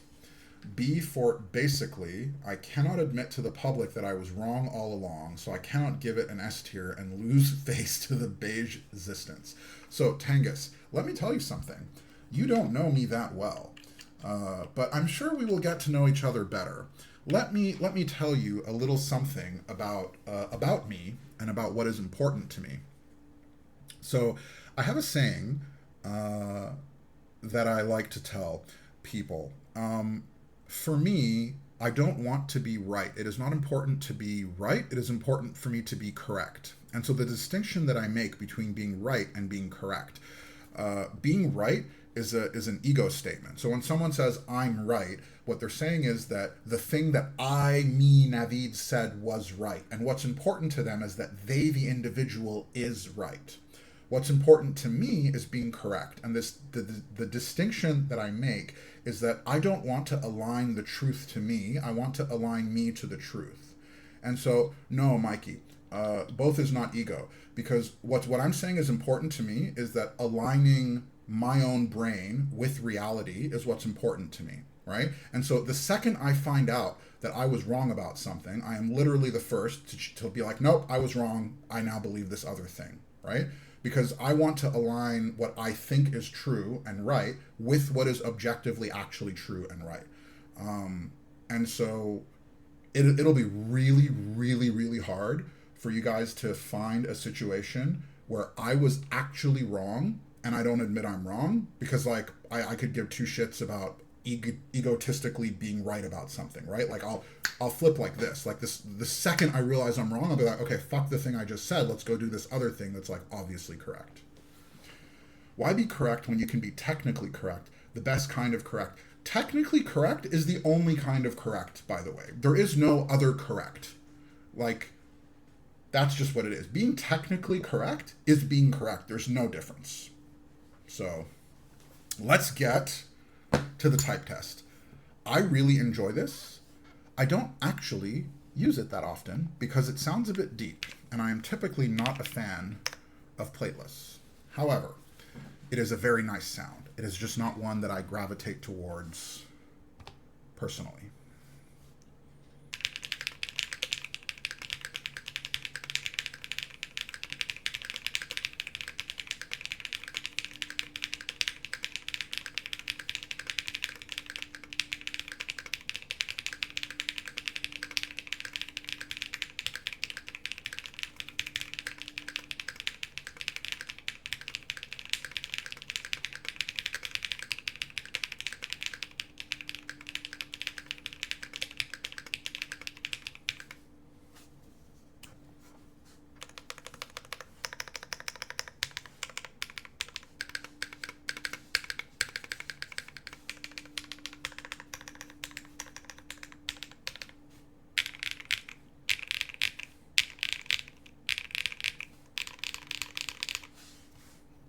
What do we think? Ooh, I like. It does not sound at all like how I'd expect. What did you think? What did you think it would sound like? What was your expectation?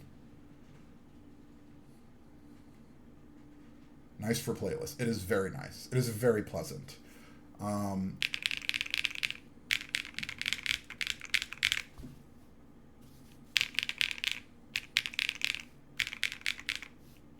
It's very pleasant.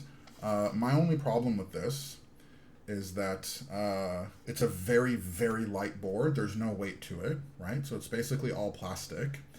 And as a result, I don't reach for it a whole lot. However, I can't complain. I got it for like 100, 120 bucks, something like that. On sale on Keebs and Cables. I don't know if they still have it. I think they do. But like, there's nothing wrong with it. I can't complain. It's not bad. I enjoy it. I just don't reach for it that often.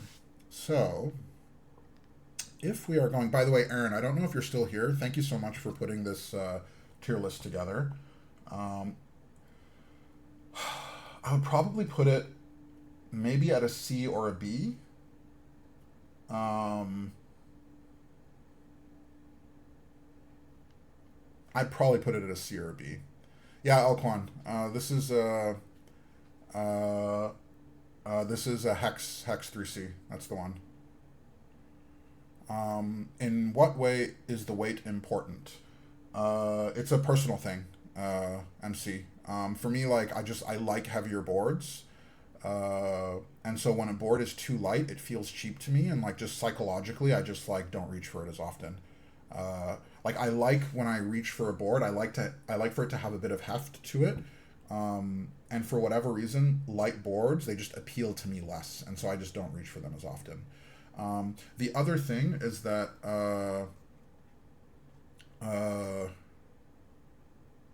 like in terms of value, I think this is fine. I think there's nothing wrong with it. But because of the PC bottom and because of the plateless, like this thing only came with a solder PCB, by the way. It did not come with, there was no hot swap and there was no plate. It literally just came just like this. It came with a solder PCB, that's it.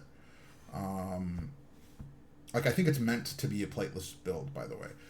So all in for me, this is C. I think you're right, Kabu. It's like a high C. I wouldn't place it as a B personally. Like I have some other boards for me here that are like clear Bs. Actually, let's bring one out. Let's get to one next. Let's do what for me is right up front a clear B. All right. Okay. Hello, wife. For those of you that don't know, Gigi Jumanji is my dear wife, my very pregnant wife. Thank you for joining, my dear. Just came with a solder PCB base, and then the first thing I did, Tangus, is I mil-maxed it. That is the first thing I did. All right. This is the next board. I already know this is going to be a B. I'm pretty sure it's a B. We can talk about it. This is a Trigon 60. It is a B. However, it is one of my favorite boards because it has character. This thing is like, it is fun. It is spicy. It has this little LED kind of strip at the bottom here. It has this little window here. Has this little like cool wrist guard thing, which is like fun that I never use. Cool looking side profile, right? Like this is fun.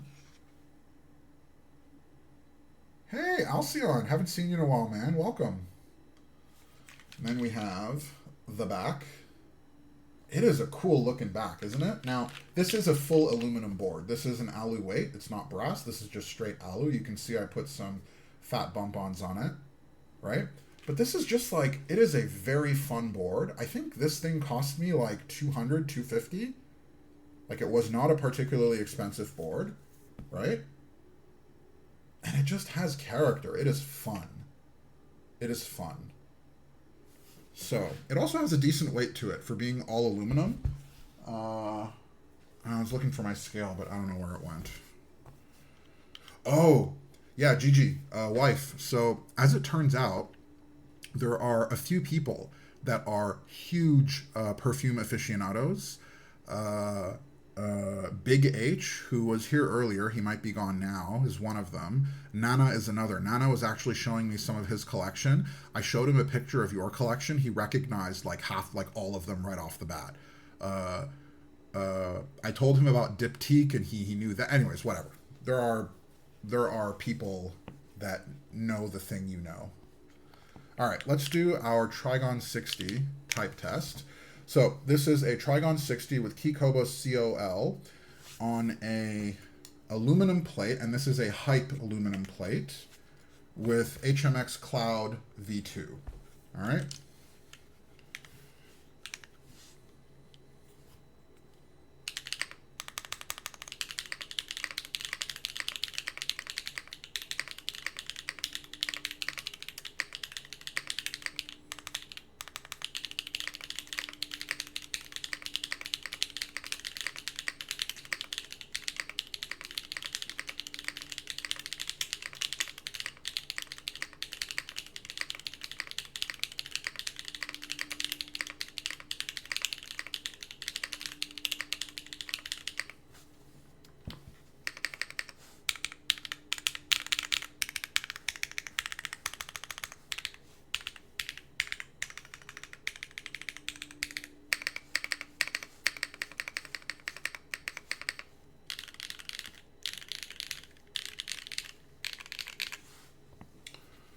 I am a big fan of this board.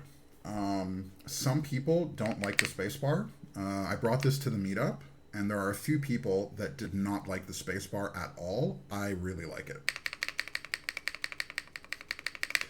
Weish, you're right. This is a very HMX build, 100%. How do you feel about Keycap caps, by the way? I like them. I think GMK is objectively better in terms of pure quality and sound. In terms of value, I think Keycap is better and SWG is better.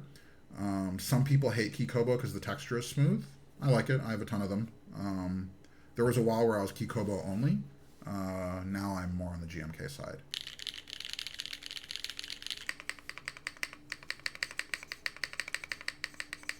I really like this.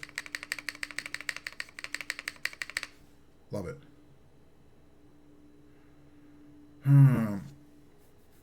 Could you mention one reason why you bought each keyboard? For example, sound, aesthetic, history, or something else?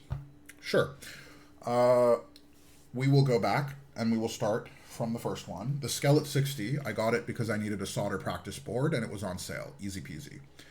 The Hex 3CV2, I got it on impulse. It was on sale on Keebs and Cables. It was like 60% off. It was like $100, something like that. and I just really wanted a keyboard, and so I bought it. I did not expect much. I was very surprised. Trigon 60 was actually exactly the same thing. I was hankering for a new keyboard, and I bought it on impulse.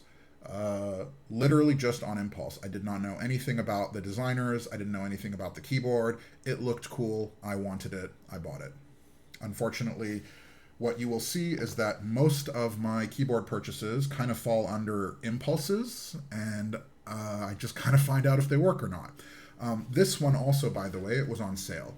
A lot of my keyboards that I get in stock, I get in sale, on sale, in sale, and this was one of them. This one was, I don't know, like $50 off or something like that, $40 off, I don't remember. I got this one off Mechland in Canada. A lot of times I find a deal, it looks cool, I feel desire, and then I pull the trigger and act on said desire. It's usually that simple. Okay, let's go to our tier list. For me, this is a definite B. Now, personally, if I was to say like just for me, I would probably put this as an A on pure fun factor, right? Because this is like a super, super fun board. But if I'm thinking about it objectively in terms of how I would recommend it to others, I'd probably put it as a B. It required a lot of fiddling to get it to sound good. Not all switches sound good on it. It's not what I would consider to be like an A tier super high quality board. Doesn't operate at the same level of Geon. It has weaknesses, but for me it's a solid B. Very fun. I love the chin on, dude, I love the chin. Just the chin and the color, it's so much fun. All right. Let's do the next. I have a couple that are like right on my desk that I don't need to reach for. And so we're just going to go through those. Okay, so here we have Toros 60 with GMK Serenity. This is an isolated spacebar keyboard with C-Win keyless layout with a cute little brass weight. The side profile on this is also simple and cute. Has curves all around it. And this is another keyboard that was somewhat of an impulse. This was not a strategically planned board. This was on Mechland. I think they still have some in stock, by the way. Mechland, they still have a bunch of these in stock. A couple of us on my Discord server were discussing this keyboard because it was in stock. And it's not that expensive, right? I think it was around $250-ish, $250, $300, I don't remember exactly. And it was slightly too expensive for an impulse purchase. And so I reached out to the owner of Mechland, Timmy, and I said, hey dude, there's a couple of us that are interested in buying this board, but it's a little bit too expensive. How would you feel about giving us a discount code so that a couple of us can buy it together? And he thought about it and he said, sure, no problem. It's active for this weekend only. Go ahead. And it was like $40 off, $30 off, like something noticeable, like a measurable amount. And so a couple of us used the code and got it, and it has been a very, very fun build. This is currently with a PEI plate. It is a top mount keyboard, PEI plate. And what switch does it have?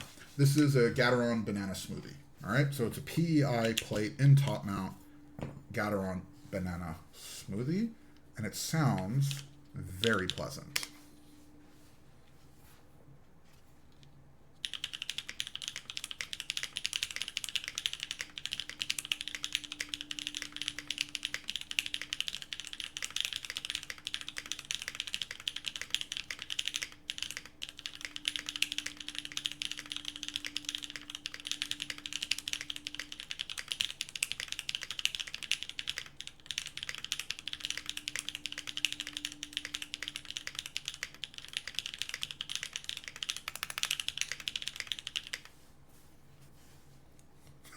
That was great. Oh, not bad. Yeah. So the thing is, I don't know if you were you guys able to pick up that kind of slight resonance. I'm not sure if you guys are able to pick that up. That's the PEI plate.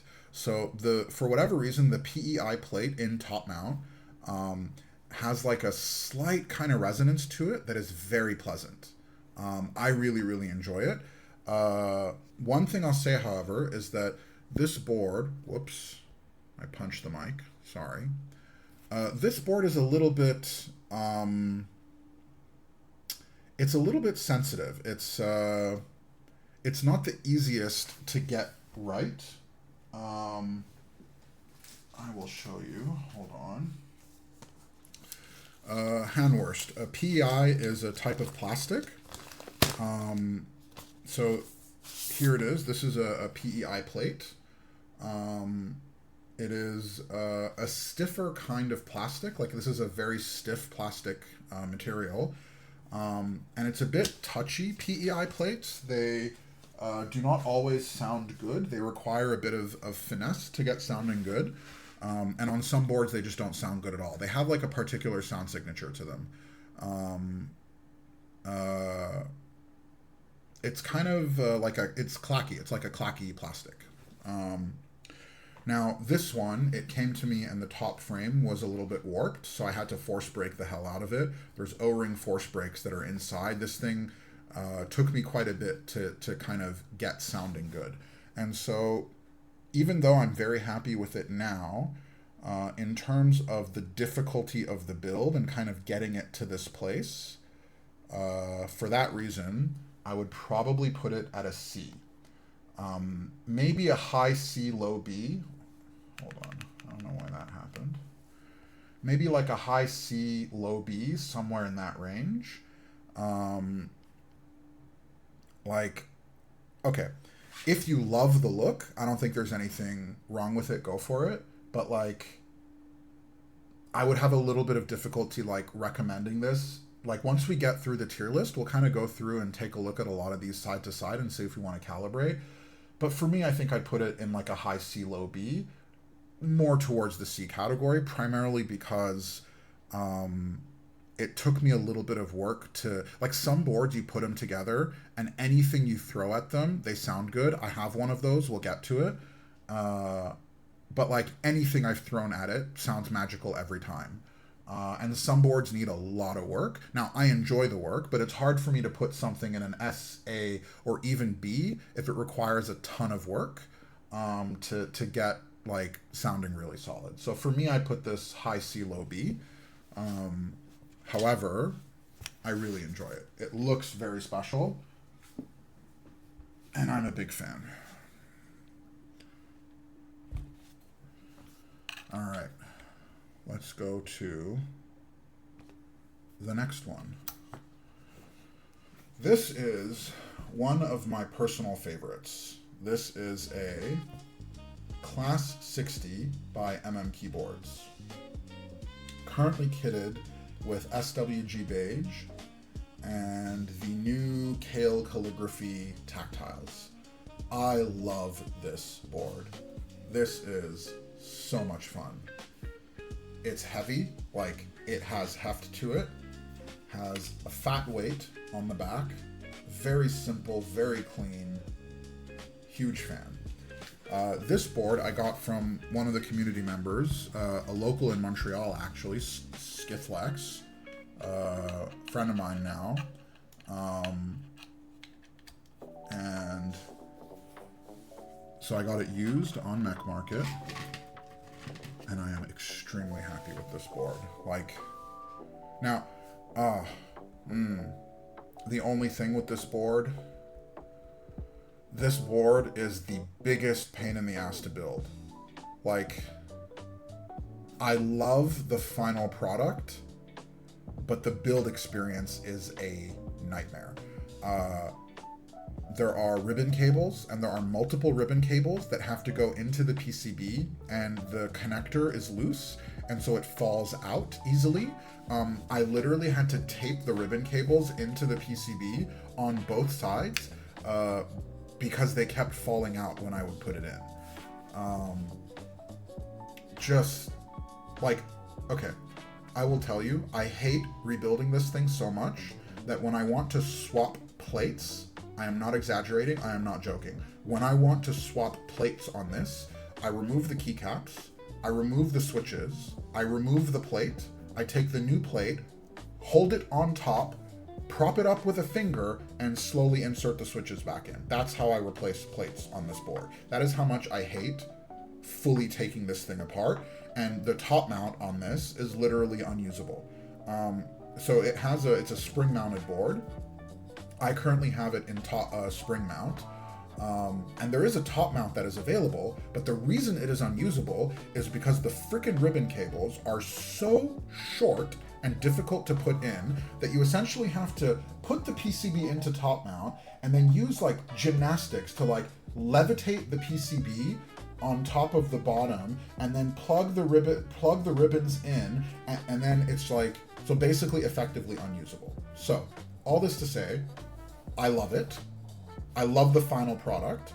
It sounds great, but the build experience was a nightmare. But, you know, other than that, Class 60, SWG beige, Kale calligraphy tactiles, spring mount.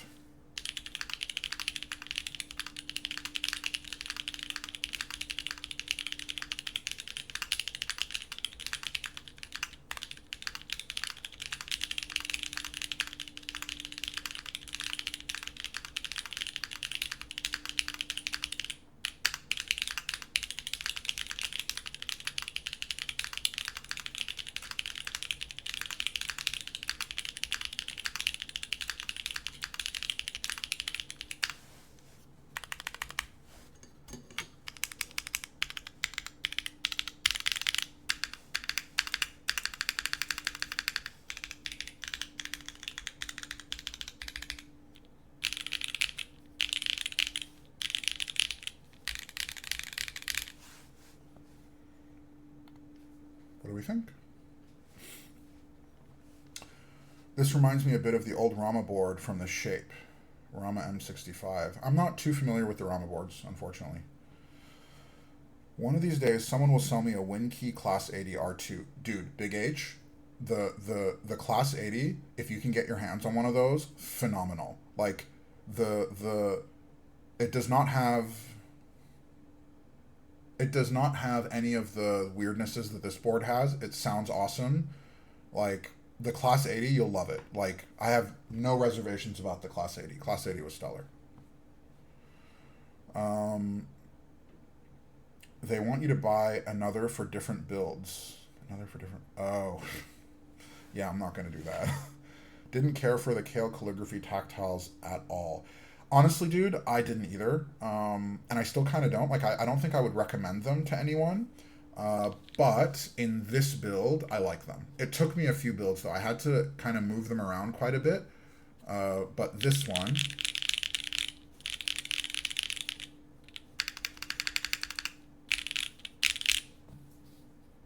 I'm happy with it. Okay, I was in a game of CS. Where are we on the tier list? We are on our 5th board. We've done 4 so far. Let's put this one... Let's go to the screen. Let's grab our Class 60. Where is the Class 60?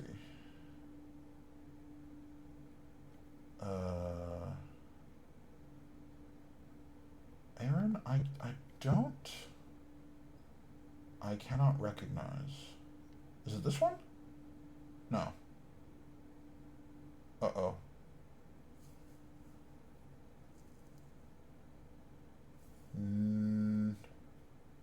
I don't know where the Class 60 is, Aaron. Do I have to write it in? Okay, let's go. Let me go and find a quick Class 60. Don't worry. Don't worry, don't worry, don't worry. We are going to do it fast. Save image. Download. choose file.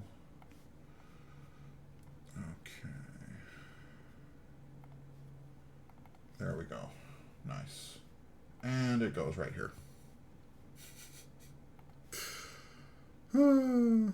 It's okay. I got it, Aaron. Don't worry. Low B, high B, low A. Really? Momi. High B, low A. Okay. On sound and look, I would agree with you, right? Like, if I ignore the build experience, I'd maybe even put it at an A. High B, low A. I think I agree with you. However, the build experience puts it at a D, and if there was an E, I would put it at an E. If there was an F, I would put it at an F. Like, I cannot explain to you guys how infuriating this build experience is. It is infuriating. Like, it is a really horrifically bad build experience. And one of the mounts is just straight up unusable. So I just like part of the reason I'm saying this is because one of the criteria is would I recommend this to someone else, and I would never recommend this board. If someone said, hey, I want to get a retro looking board, I would never recommend this board simply because the build experience is so bad. So sad you don't have a rebuild command, Nav. I do, I think I do.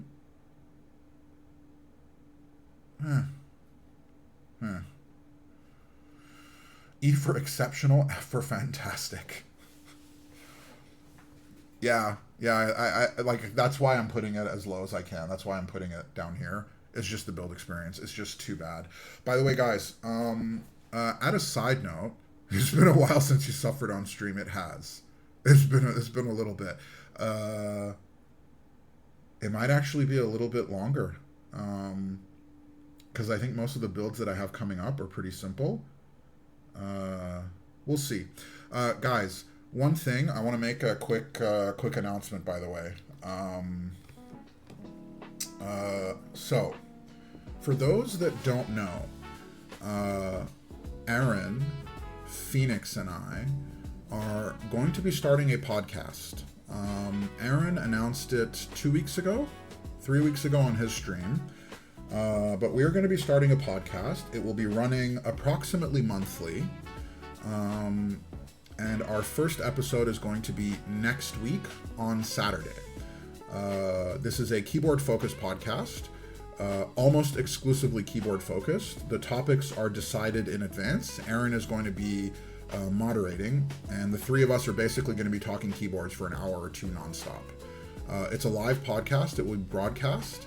And it will be running right after this stream. So my time slot is 1 p.m. on Saturdays, and I'm going to have to be on my shit because the podcast is going to have a start time. I'm going to announce it on my Discord server. If someone can link the Discord server here, that would be great. But yes, it will be cast on my Discord. Sorry, not cast on my Discord. The details will be posted on the Discord, but it's going to be Saturday afternoon, next Saturday, so 7 days from now. And it'll be Aaron, Phoenix, and I. I think we'll run for as long as we need to. I'm guessing it'll be around 2 hours. Could be more, could be less. Actually, let me see if I can tell you guys what the topics are. I'll give you guys a few examples of some of the topics so you guys have an idea.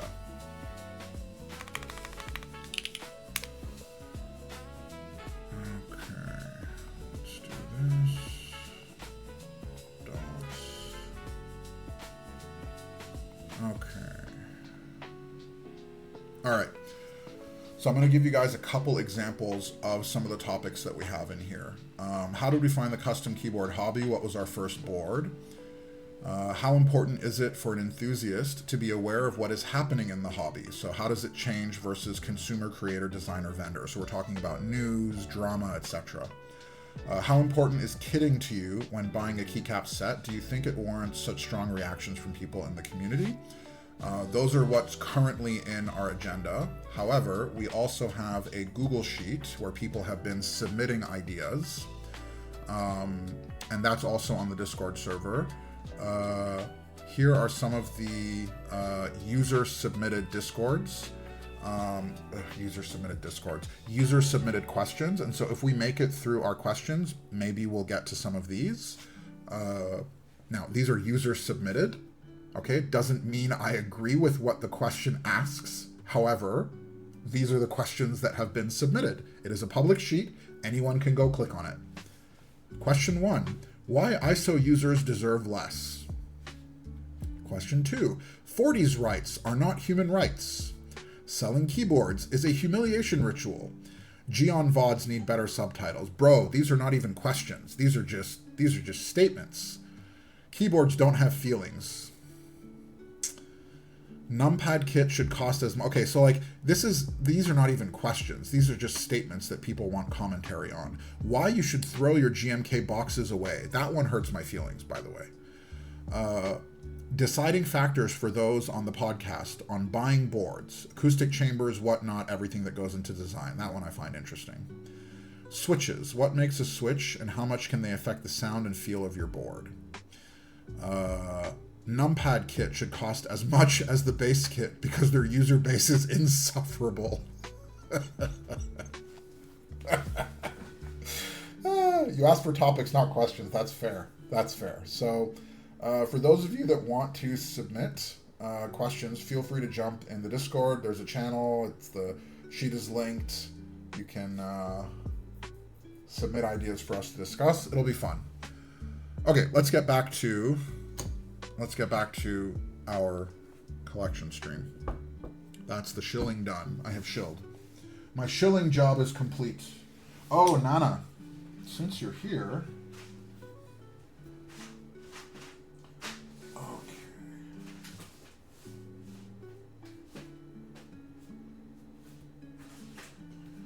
We are going to move to...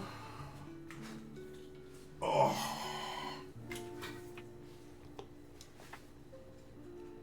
This is Ohm. All right, so this is a Neo 60 core in purple with KKB Ohm. Now, Nana, it's looking a little bit brighter. Actually, I'd say this is probably more accurate. The color that it shows here, this is probably a bit more accurate. Because I have a lot of lighting that's on, so when I hold it up here like this, it looks fairly bright. Looks brighter than it is in real life. In reality, it's kind of more like this. It's a bit of a darker set, and it's the same with the legends. By the way, when I hold it close, the legends seem quite bright, whereas when I have it on the desk, this is a bit more accurate. It's like the legends are a little dull. Like, not dull, but like they're not quite as bright, quite as obvious.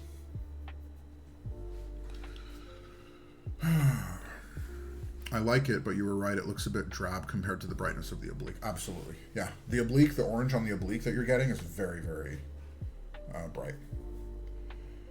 It will be scuffed. So yeah, guys, the podcast is literally just going to be 3 dudes on a meeting talking about keyboards. We're not going for crazy production value. It's literally just like we're going to hang out and talk keyboards. So... Now, this is, I don't even remember what switch is in here.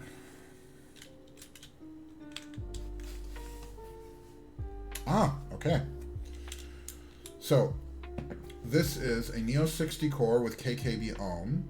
It is running Gateron Sage's stock with an aluminum plate in gasket mount. All right.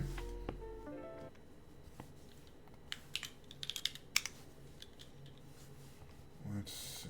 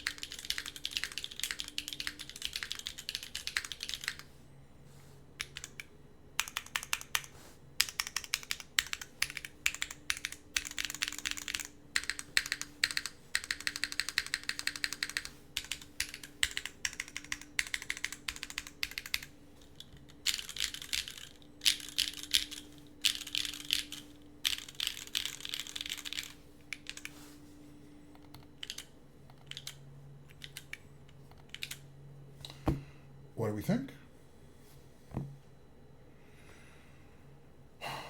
In your defense, what podcast isn't some dudes talking about blank nowadays? Basically, that's what they all are. That's fair. Is dude unisex? Absolutely it is. Dude is genderless. Dude is a genderless term. I will stand behind that to the day I die. Oh, Mikey is here. Gotta go. I don't know why, but people love throwing dirt at Mikey's direction. It's just great. QK doesn't really make it fair for anybody. The Neo series is too good. You're right. They don't. However, QK has released no boards since January. So we're like 6 months into the year, and QK has released just the Neo 70-something and the Neo 90-something. My theory, by the way, is that they're leaving the enthusiast space. My theory is that they're going to move to the Keycrons. They want to go compete with Keychron. From my perspective, the last good thing they released was the Neo 80 CU. I don't think they will leave the... I don't want them to leave the enthusiast space, but they're not doing anything right now. They are going more HE. Yeah, they could be. My point, though, is that, like, this board, right, the Neo series or whatever, like, all the cool stuff they've been releasing lately, I have a feeling we're not going to... I don't know. Look, I want to be wrong on this one. I would love to be wrong. But they haven't released anything in 5 or 6 months. New TKL HE coming. Yeah. So, like, for me, though, if they start going all in on HE, that's abandoning the enthusiast space, right? Like, I don't think HE is custom keyboard. It's something else entirely. True, this isn't because been this sort of reconfiguring in the company. Yeah, I think that's kind of what they're doing.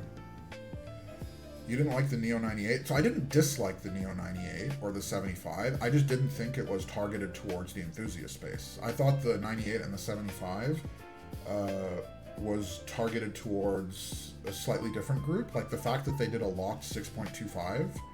I don't know. I did not think... it wasn't for me. Like, for me, the 6.25 spacebar was a non-starter.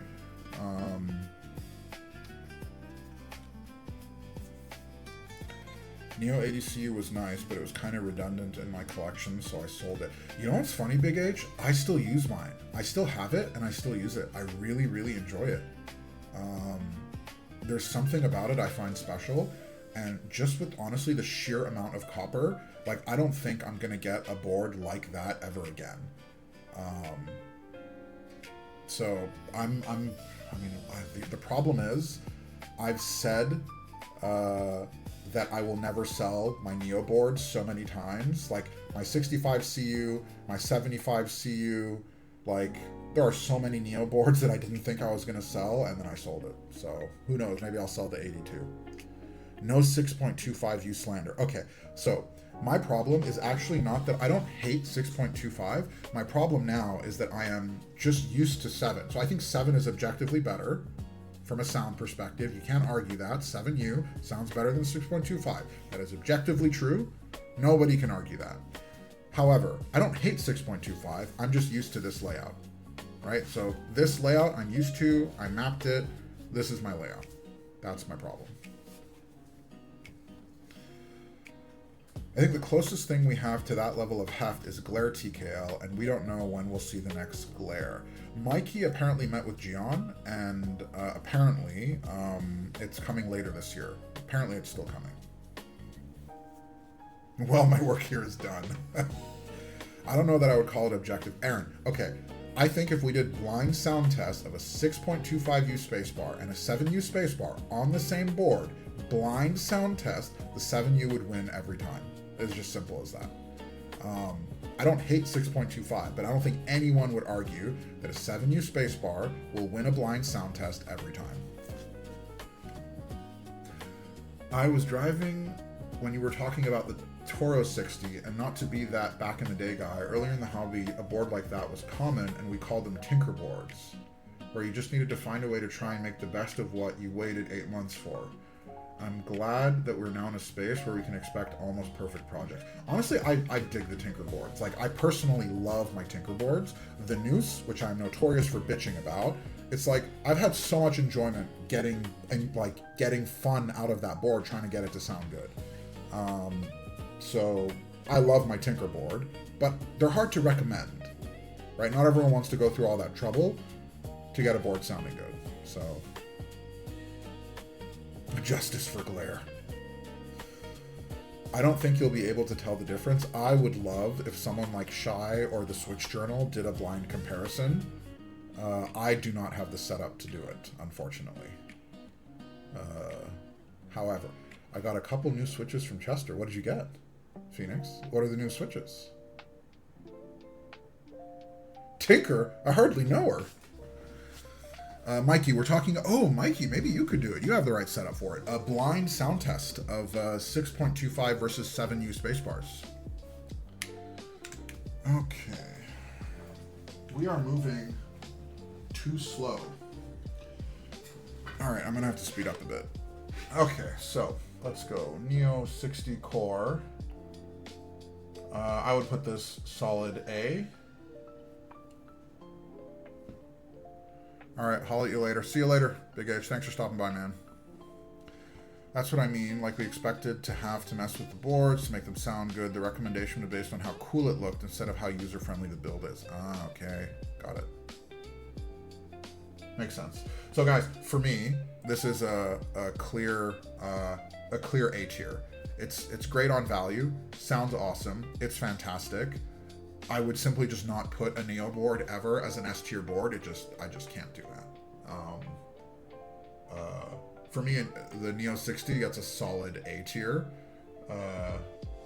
For me, an S tier board is like top of its game, like less about value, more about end-to-end experience. So, Neo 60, it's good.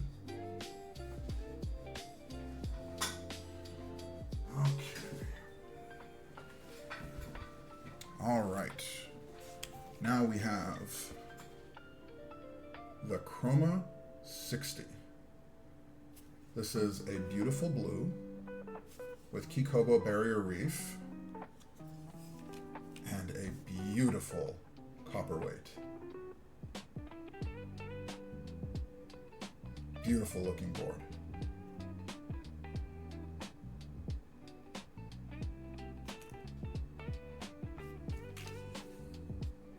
Simple side profile.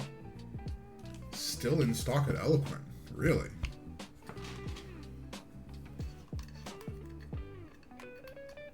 Okay. Chroma is underrated. I do think this board is underrated. The only thing... So I got this on Mech Market. Oh, you're going to type on my board now. For those of you that don't know, Weish has been lusting after this thing from the day that I got it. This is Weish's board, apparently. I stole it from him. Okay, so this is a Chroma 60 with Kikobo. It is currently running an aluminum plate with HMX Snow Crash. This is a very interesting sounding board. Very unique sounding. And I think it's the HMX Snow Crash that's doing the heavy lifting here on the interesting part, because otherwise it's a fairly standard O-Ring 60.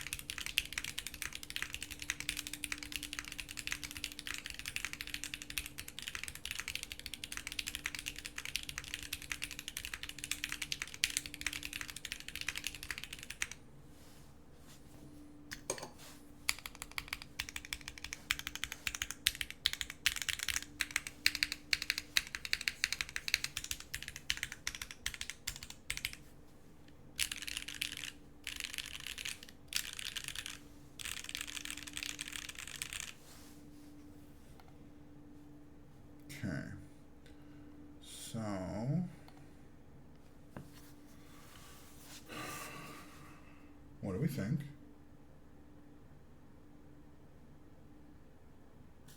That color combination is fire. Dude, I agree. Pent. Like, the coral whatever, with the... Oh, yeah, Aaron. So this is what I was telling you about, by the way, because the blue of this board, I think, is not the same, but it's similar to the Prussian blue, and you can kind of get a feel for it. Like, this combo just works so well. The only thing, by the way, is that the camera, the phone, right, because it's the phone that's here, for whatever reason, there are certain colors that it oversaturates. This is on camera coming across more saturated than it is. In reality, in person, it's quite a bit paler. It's not quite as vibrant, the color. It's in person, it's a lighter peach. Well, I don't know if it's the light, dude. I'm not sure if it's the light.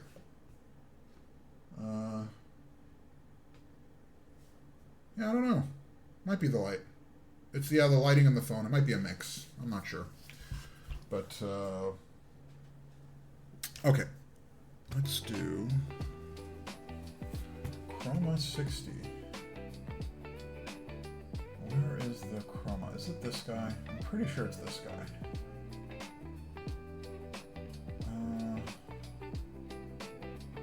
Aaron, it's this guy, right? Yeah, okay. So, for me, Chroma 60 is a C. Nothing wrong with it. However, the spacebar has given me quite a bit of trouble. I had to fiddle around with the spacebar quite a bit to get it good. I don't think there's anything wrong with the board. I do think it's a little expensive if you want to get it brand new. Yeah, I agree, Mommy. Mommy? Kabu? I don't even know what to call you, dude. Kabu Mommy. That's too much. Kabu. Kabu. I'm not calling you Mommy. God damn it. Someone's gonna clip that. Frick. Kabu. Okay. Yeah, I agree. To me, this is not great. Not terrible. The winner for me on this board is the look. It's a winner on look. There's nothing wrong on sound. The spacebar did give me a bit of trouble. So I'll put it at a solid C. Like, if you can get this for like 150 bucks, I think you're doing real happy, right? For 300, 300 for me is a bit much. But it's a lot of fun. Okay. Now we have Legion. Also, Justice for Chroma. Alright, so this is the Frog Mini. Sorry, Luma. There is no build, by the way. This is a collection stream. So we're going to be going through all the 60s in my collection and tiering them. So this is the Frog 60, Frog Mini. A wonderful board. Feels great to type on. Sounds lovely. It is one of my few Win keyless boards, and I got this from Phoenix, who has been slowly trying to convert me to Win keyless. And it's covered with KKB Violet on Cream that I got on sale off Novel Keys, with an aluminum plate and Kikobo B1s. This thing, the sound on this thing, guys, is kind of nuts. All right? Yes, Mikey. Frog Mini, very good. There is Frog, and then there is Frog. All right, guys.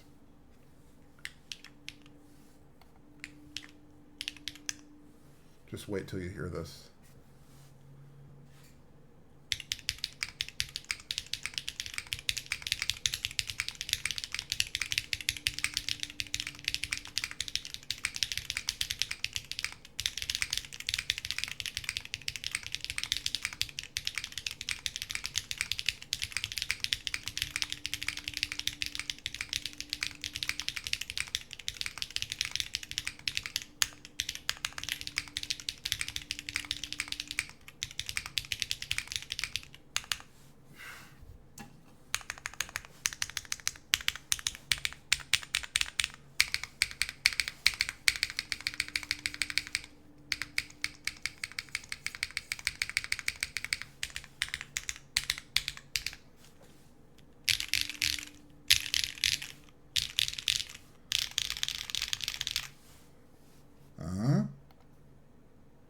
nuts?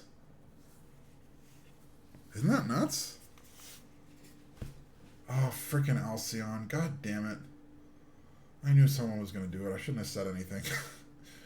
You know why it sounds amazing? Because it's win keyless. Okay, Phoenix. Okay. What stabs are you using? I don't know. What stabs are we using? These look like the swag keys, the night stabs. And I'm pretty sure Phoenix only uses night stabs, so they're knights, yeah. This is the Key Geek B1s, by the way, Mikey. The B1s are just insane for... Oh, they're Durocs. Interesting. I thought they were nice. This is, like, very cute. Very fun. Big fan. Big fan of this board. Okay. Let's go to here. Solid B for me. Phoenix built the PCB, Mikey, but not the switches. I put in the switches and the keycaps, obviously. P tier? What's a P tier? Dude, Frog punches up. It really does. Like, I have not put one build Phoenix tier. I have not put one build in this board that I did not enjoy. This was just a lot of fun. My OCD is triggering me. You didn't press the other side of the enter. Do you mean on my type test, or do you mean when I put the enter key back in? Okay. Next up. The other Geon 60. This is the F260. This is, I believe, my only other win keyless 60. With KKB Dolch Light Alphas.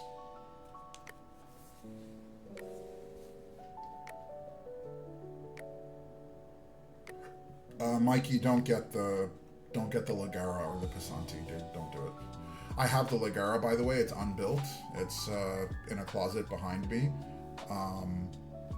It's like a fine, cheap gaming board, but it's I would not get either. Honestly. Wait for there's a F160 coming this year, Mikey. Wait for that.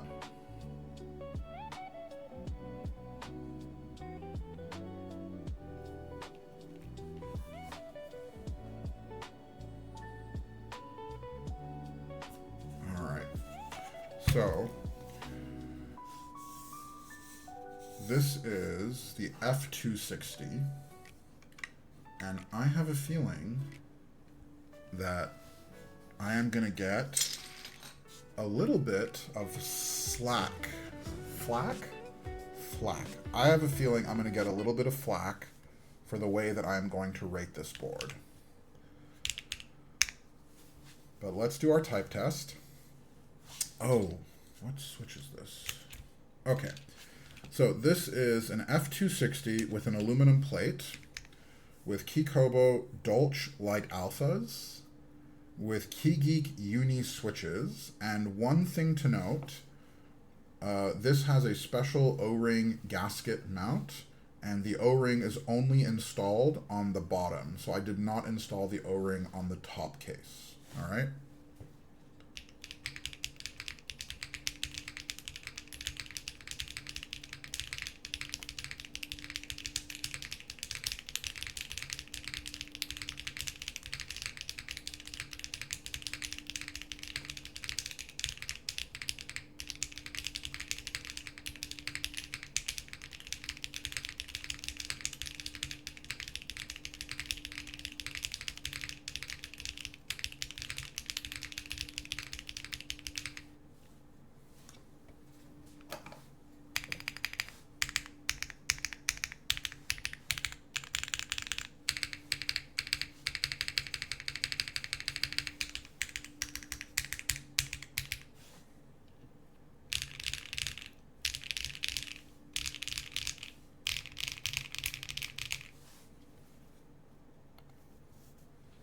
sounds smooth. It does sound smooth.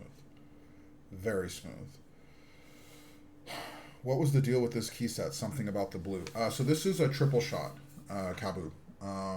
So triple shot meaning the blue, the white, and the gray are all independent shots of plastic. It is very smooth.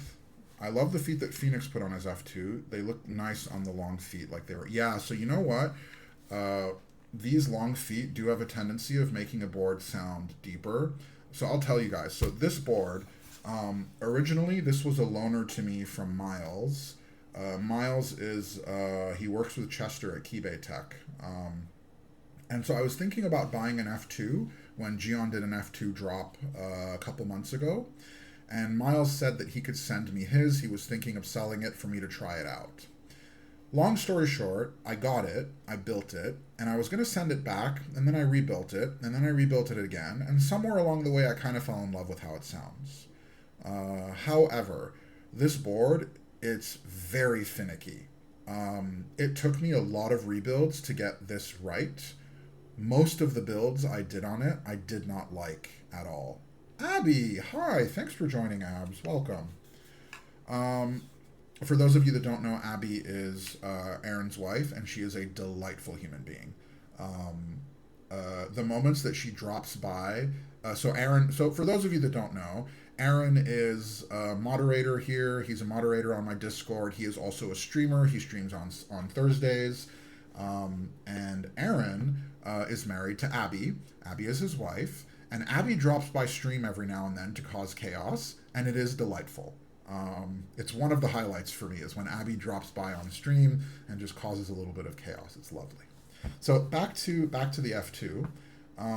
Let's actually go and let me tell you guys where I would place it. F2, not here, not here,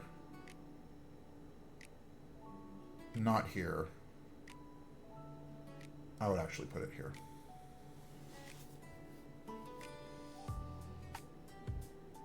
Now, maybe I'm being a little bit harsh. Maybe I would put it in B, but to be honest, I would put it here. Oh, Gigi. Ooh, Abby, Gigi is my wife. So like Aaron's wife is here and my wife is here, and so all the wives can be friends, but Gigi is my wife. She doesn't stop by stream, but she's probably upstairs listening in. So anyway, so back to the F2. I would place it in C because the build experience is kind of shit. It has multiple pieces that you have to take apart. You have to take the feet off, then you have to take the back weight off, then you have to unscrew the whole thing. It's a pain in the butt to build this thing, like a huge pain in the butt to build. And then on top of that, getting it to sound good requires a lot of rebuilds. The switches that you use, like there are a lot of long pole switches that just sound really bad on this. And so I would not really recommend this to anyone. Anyone that was looking for a Gion 60, I would point towards any other. I would point towards the F160 that's coming, the Frog Mini.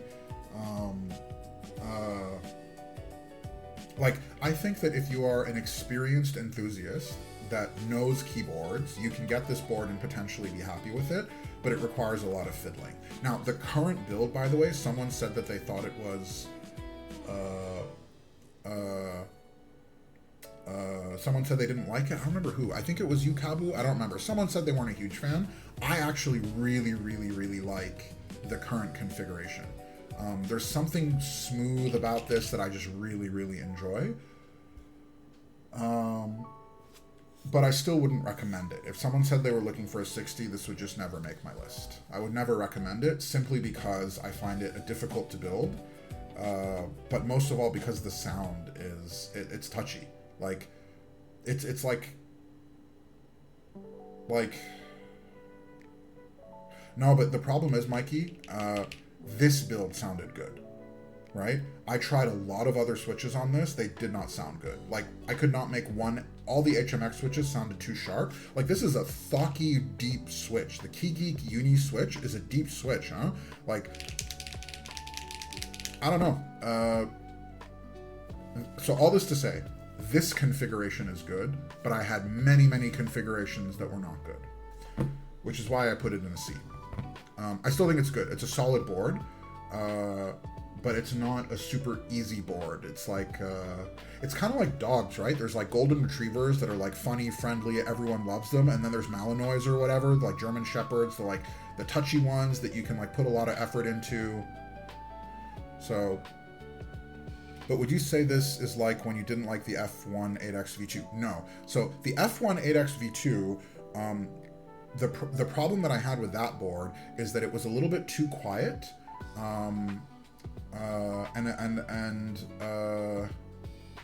Yeah, I mean, mostly my problem was that it was a bit too quiet for me. And then it was a very expensive board that I just didn't reach for a whole lot. But the F1 TKL, like, objectively was a very, very good board. It just wasn't to my taste, right? Whereas this one is temperamental, right? This one I cannot say is objectively good. Like the F1, you can put almost anything in it and it mostly works. It doesn't sound bad, it just wasn't to my taste. That was the problem I had with the F1.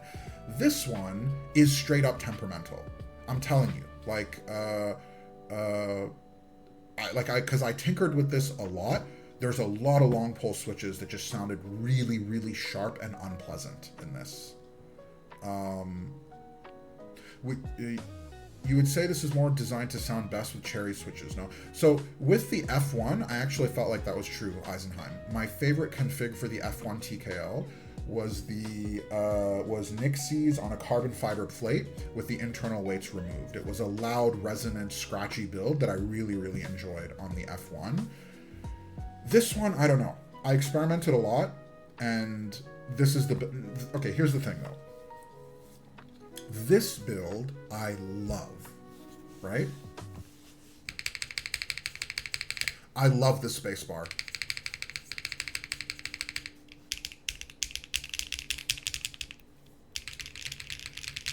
Like this build, I love. Okay, Abby, you joined a little late, so let me give you a type test just so you can hear it, because this build I really, really enjoyed. Let's just do this one more time.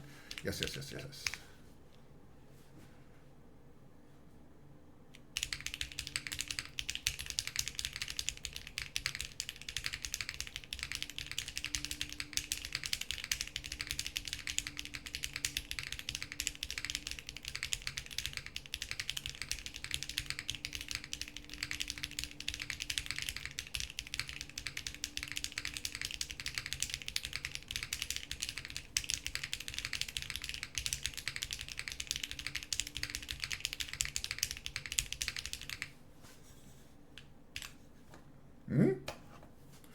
Huh? Anomalous. I'm sorry, dude. Here's the problem. The current configuration I'm a big fan of, but it is very temperamental. It is a difficult build process. It does not sound great with all switches. I love how it looks. I'd say the build quality is definitely A tier, but I would not recommend this. Like if someone was saying they were looking for a high quality 60, unfortunately this just wouldn't make my list because I mean, I've said this already, but it's just straight up too temperamental. It doesn't work with all switches. It requires fiddling. Unfortunately, it's just a little bit difficult to work with. Okay. There we go. Here is... I didn't have any of the same problems with mine. It might be a taste thing, huh? It might be a preference thing. But for me, long pole switches, most of them that I put in just didn't sound good. Especially clacky switches, like something was weird with it. All right.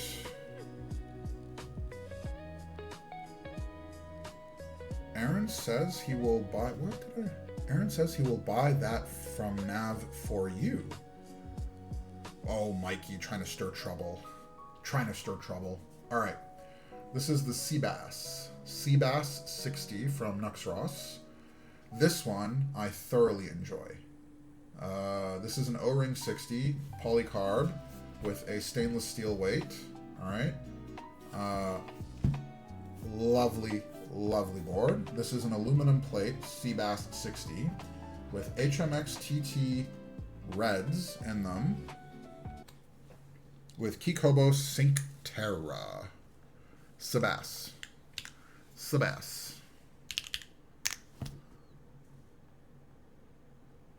Okay.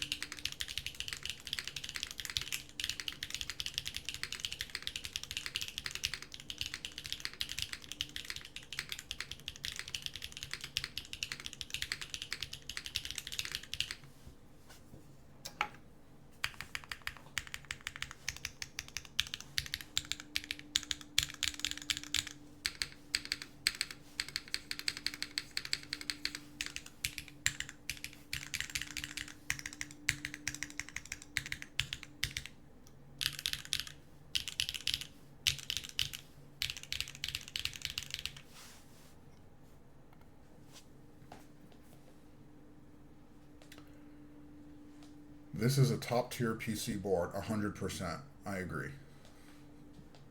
This is an S tier board except for the connector. I think I agree, mostly. I agree that it's top tier. S tier, I'm not sure. Your connector, yeah. The connector is it's a little bit of a pain. It's the tiny one that's a little bit flimsy with a thin cable. The F2 sounds better, but this looks better. So anomalous. I actually disagree. I think this sounds much better.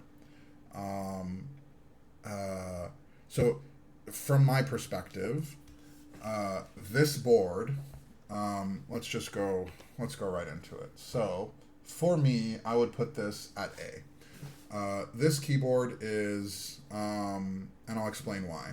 The reason I think it's A is because, 1, I think it looks great. 2, the price is great. 3, it sounds great in almost everything.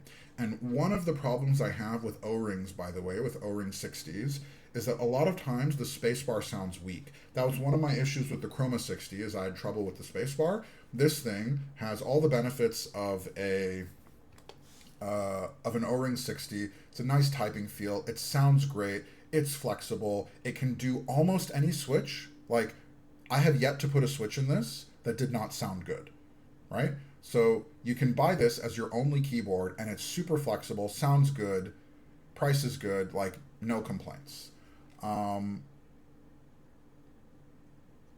Like, for me, this is a solid A. Now, the reason that I don't put it at an S is because from a sound perspective, it just doesn't, like, wow me. Like, it's good, it's clean, but it's missing something. As far as I know, by the way, I only have 2 S tier boards that I'm planning on putting in S tier. And I think this might be a preference difference. You guys will see. You guys will see. I think you'll see the difference. Yeah, it's missing MX2A black. So for me though, this one on HMX was just a pure winner. I know you guys are you guys talking about the Cappy? My Cappy has not arrived yet, Abby. Cappy will take another week to get to me because it's coming from the US. It's going through a proxy. It's like a whole thing. And yes, we have an actual tier list. So for me, this is a solid A. Even if they had a better cable, this would not go up to S tier. Again, a bit of a preference thing.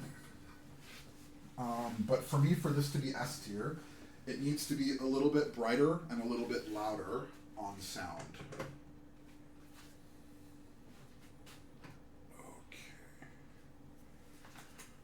Okay. All right. This is a bit of an interesting one. It's okay to be wrong, Nav. All right. Weesh, when we get to my S tier boards, you'll see what I like. You'll see what I really like. All right, so this is the Minerva LX. This is a 60 board with an XT column, or an X column, or whatever you call it.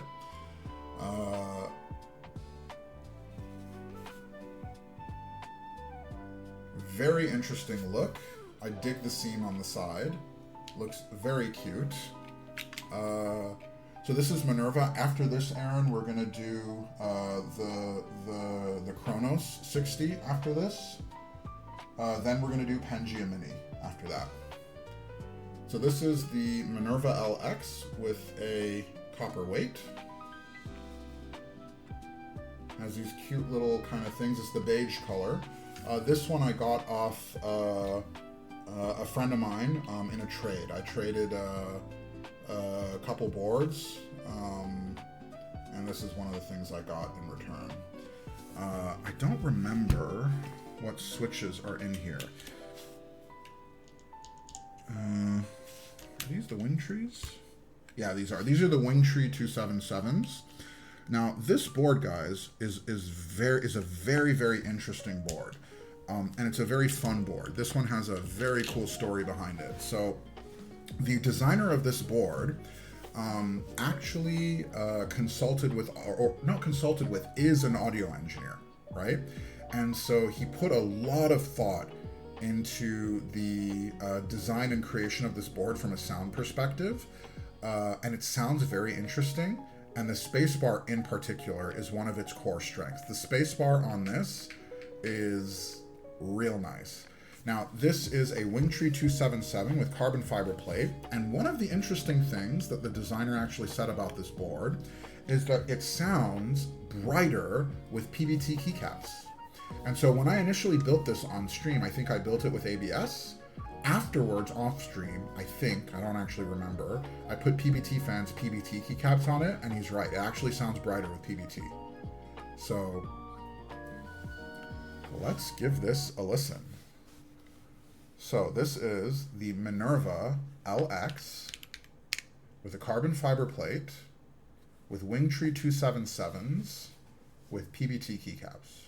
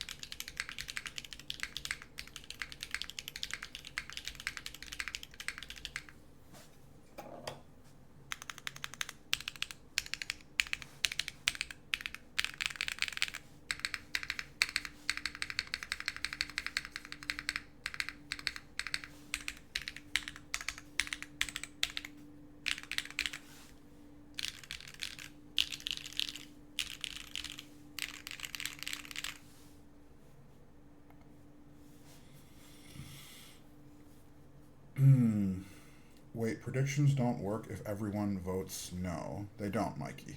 Everyone has to vote in one direction. Literally everyone voted no. Kronos 60 will not be A or higher. So, what do you guys think? Where do you guys think this goes on the tier list? Huh? I'm curious where you guys think. A or S? C? Interesting. That's already quite a variance. Interesting. F. That's funny. I got it. Someone will have to pay it out. Oh boy. Very interesting. Once it is over. Interesting. Alright, so... Whoops. I love the spacebar on this board. I love the look of this board. However, I don't know if you guys are able to hear it in the type test. This board has two weaknesses. One, there are flex cuts in the PCB here and here. Those flex cuts make the spacebar sound amazing, but they make the alpha row here sound weak. So I'm going to go 1, 2, 3 from low alphas to high alphas, and you're going to hear the difference. All right?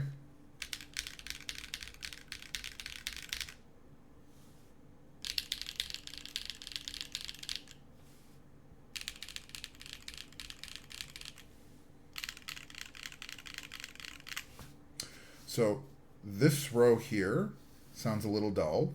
This one sounds super bright and nice. This row here sounds a little bit dull, right? So there is a bit of inconsistency in the alphas. Yeah, exactly, Aaron. And you have the key between Alt and Control. So there's a little bit of inconsistency in the alpha sound. The spacebar sounds amazing. I love this. It is literally my favorite spacebar. The other problem is that because of the mount, certain plates are too soft and will just straight up not work. And so it is a bit of a finicky board. And so for that reason, even though I love it, I would put it in a B. Maybe even a C. Actually,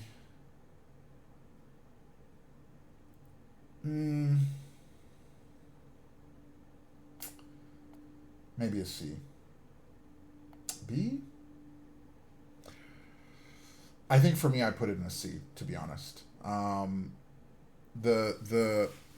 just to clarify again, for me, this is a lot of fun, and I love it because I love the space bar. But part of the criteria is, would I recommend this to someone? And because of the inconsistency in the alphas, on sound, it's not something I would go to in terms of recommendations. So for me personally, I enjoy it a lot because it has character, it's fun, and the space bar pops. But in terms of recommendations, because of the inconsistency in the alphas, it's like very clear the difference. Yeah, exactly. For B stock pricing, it was a crazy deal, but for full price, no. So part of it as well depends on the price, for sure. I have the Minerva with polycarb top and half alu plate, and it does not work well. Bottoms out on the shelf. Yeah, so I don't even know if you guys are able to tell. This is the carbon fiber plate, and even on the carbon fiber plate, there is a little bit of... You guys hear it, right?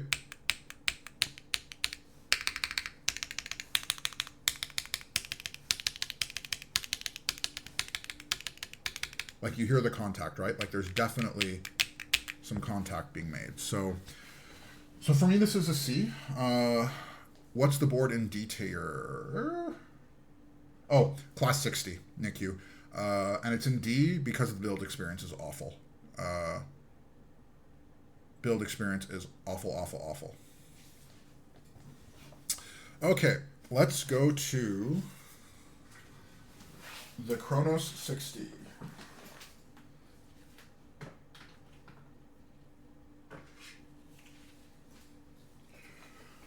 And Aaron, after this, we're going to do the Pangea Mini.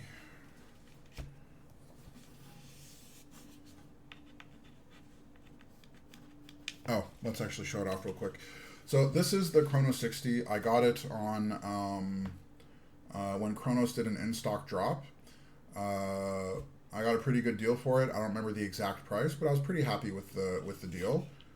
It is a full PC board with a brass weight. Currently running KKB Monet with an alu plate and KeyGeek Orange Boy switches. When I built this on stream, I put Nixies on it, and I had a little bit of trouble with the spacebar. The Nixies weren't bad, but they just ended up being a bit too quiet for me. I rejoined a bit late. What are the boards in the A tier so far? We can do a quick refresh. So right now we only have 3 boards in the A tier. We have the Neo 60 Core, we have the Geon Frog Mini, and the Nuxros Sebas. All right, this is the Kronos 60.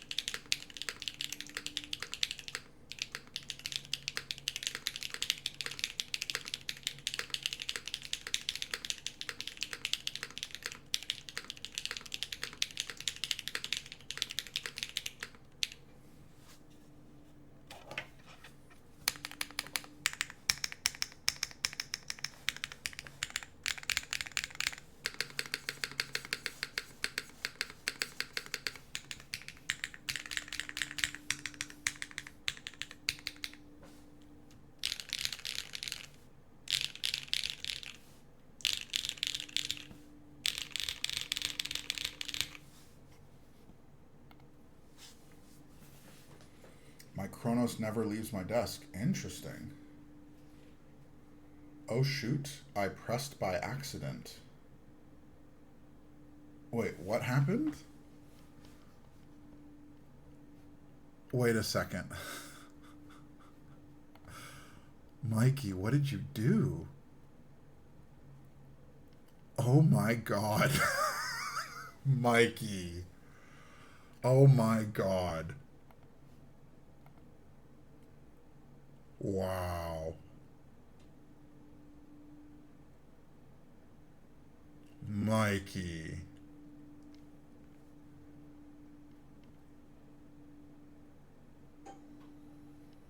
Mikey? Mikey, you need to be punished. I think, Mikey, what you need to do is you need to start a prediction. Actually, hold on, Mikey. I know what we're going to do. I know your punishment. Start a prediction. Hold on. I know what we're going to do. Mikey, punishment, outcome. Mikey votes here. Everyone else votes here. Wait, I can reverse it. How can I reverse it? I'm pretty sure I can't reverse it. What I was going to do was, I'm pretty sure it's not reversible, by the way. Because I'm pretty sure they say once you do it, blah, blah, blah. Yeah, once it's paid out, you can't. So what we're going to do instead is we're going to do a custom prediction. Mikey punishment. Mikey votes here. Everyone else here. All right. So we're starting a prediction. Actually, let's go back 2 minutes right now. Mikey's going to lose all his points. All right, Mikey, the prediction is up. What you have to do is go in to the prediction and you have to vote for Mikey votes here and everyone else votes for the other option and you lose all your points. That's what it's going to be.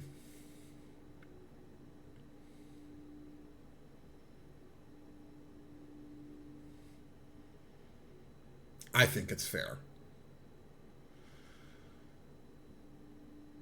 No. This is fine. Mikey loses his points. Other people get their points. It's fine. Look, guys, this is as good as it's going to get. All right? So,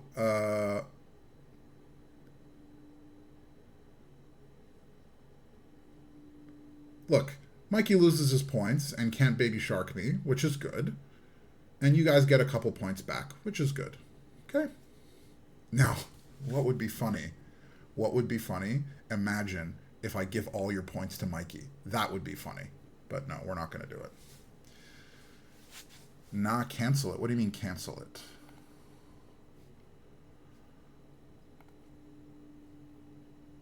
Okay, why did 2 people vote on the Mikey side? I'm very confused. Who voted for Mikey votes here other than Mikey?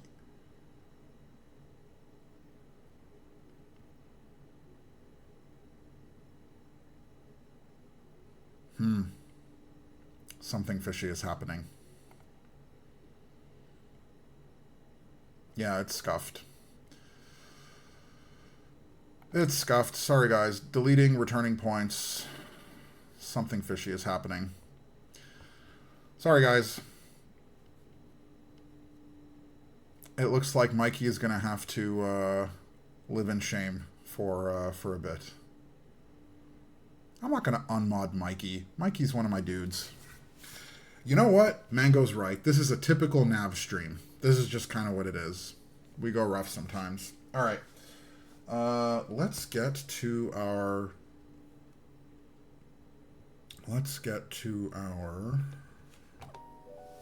tier list.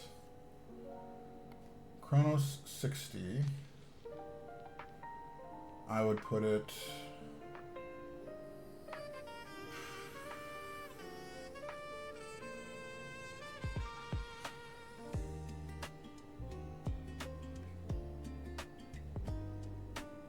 probably here, honestly.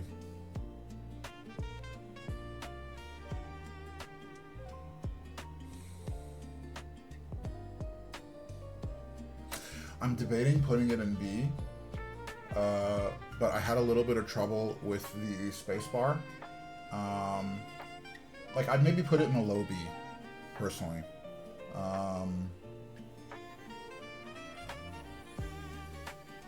Low B. It's solid. I had a little bit of trouble with the spacebar. Oh, you know what?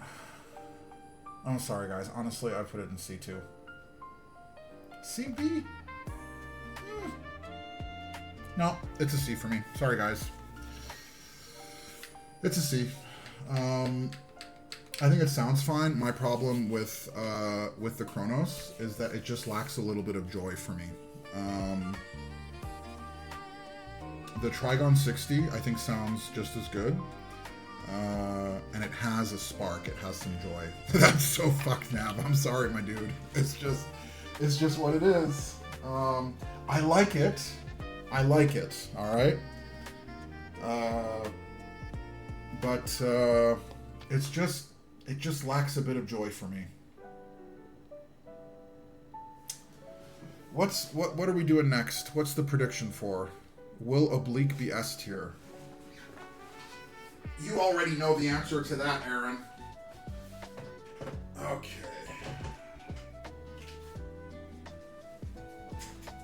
Ugh.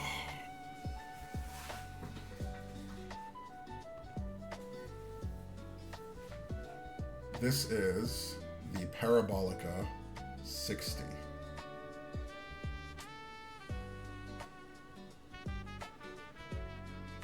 Do you guys see that side profile? Huh? Look at this thing.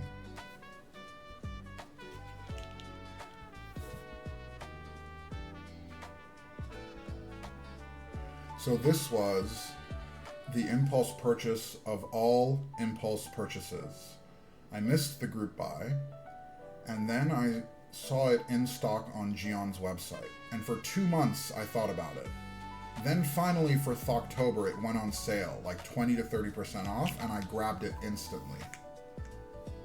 This is literally, and I am not exaggerating, my favorite keyboard. Sorry, my favorite 60. This is a top mount or tadpole mount 60. It has a copper mid frame, so you can see the copper mid frame here. It's basically a copper mid piece that runs through.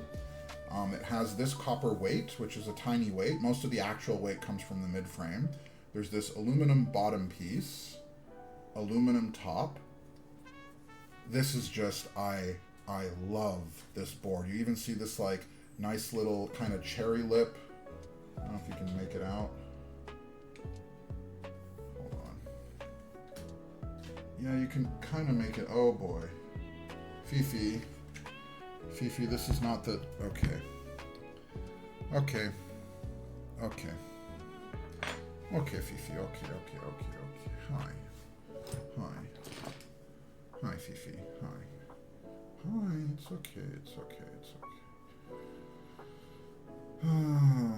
Hi, Alan. Thanks for joining, man. Navid, you do have an amazing collection of boards. Thank you very much. I am also a big fan. Navid, you do a great job collecting. I do. You know what? Here's the thing, Mango. It's like, is there anything impressive to it? It's just buying, right? It's basically just consumerism. It's like, I don't know. I don't take a whole lot of pride in the act of collecting. Hi, Fifi. Hi.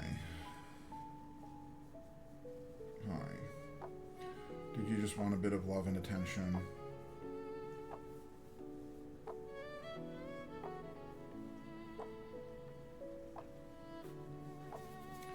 I also love consuming Rufus. Okay. So, let's just take a peek.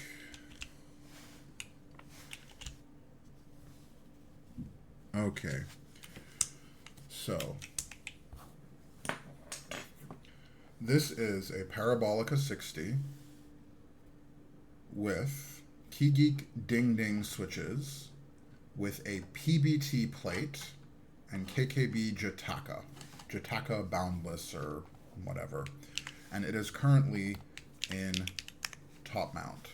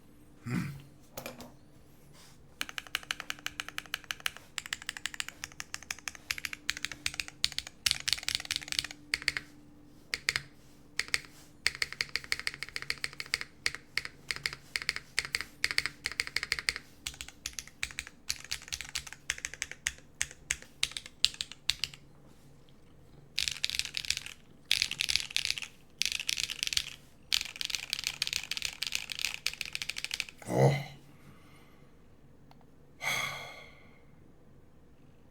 So, these are ding dings. The ding dings are by nature extremely, extremely loud switches. And I am in love with this board. The spacebar sounds phenomenal. The mods sound great to me. The alphas sound great to me. I have literally not come across one configuration that this board does not shine in. The only small thing is that I was not able to get this board working out great in the tadpole mount. Tadpole mount didn't work for me, but top mount on this board, phenomenal. I am deeply in love. And yes, switch journal. Sometimes I do go in just around the sides, right? And I just kind of sneak under and I just pull it out. So, yeah, that is sometimes what we do. So, Parabolica 60 is in my top 3. I am a very, very big fan of this board. Nav is delicious confirmed. Fifi just loves me. Fifi is my mom. And, hold on. Okay. So, it should not be a surprise to anyone where I place this board. Parabolica 60. Boom.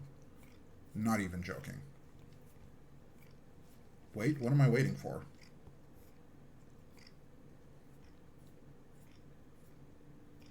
Never mind, okay.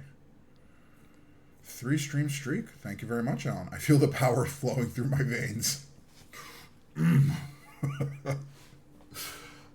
Yeah, this is definitely, for me, an S-tier board. It uses a universal PCB. It sounds phenomenal. It looks stellar. Like, come on. This, to me, is S-tier. It looks so nice. Guys, and the price for this was stellar, too. Like, I would recommend this, like, hands down, without reservation. This thing is just beautiful. Charlie! Stubbs is here! Stubbs. Hold on. You guys aren't going to get this. But, Stubbs, I have to... This is just for you, okay?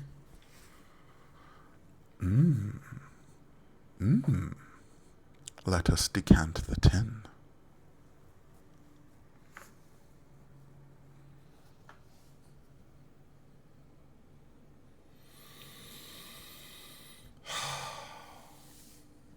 Okay, guys.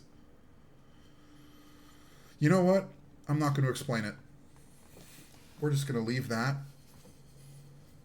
out there. Not going to explain it. Let's move on. Okay. Oh.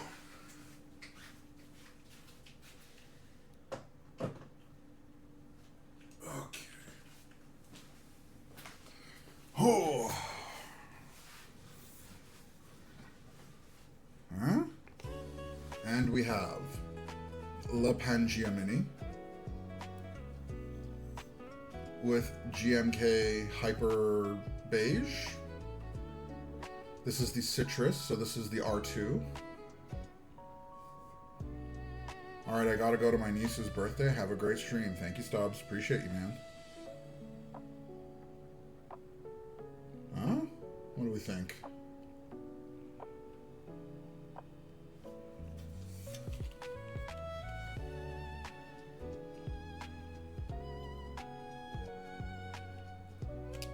So, for me, this board wins on looks.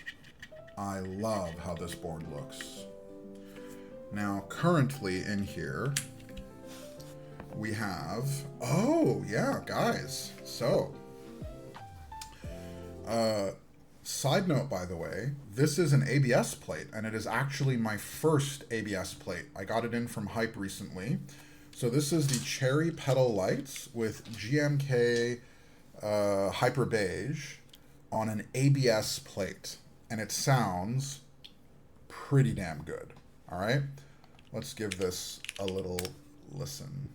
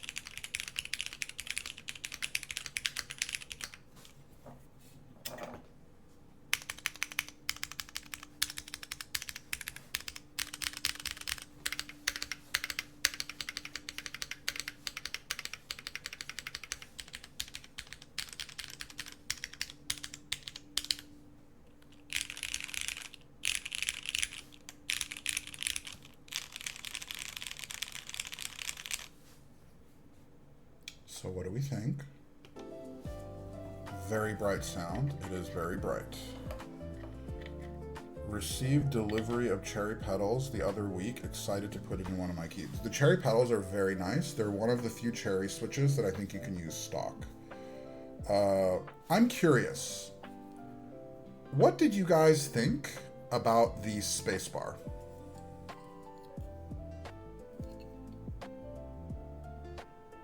How would you guys place it? Was that a amazing spacebar for you? Was it so-so?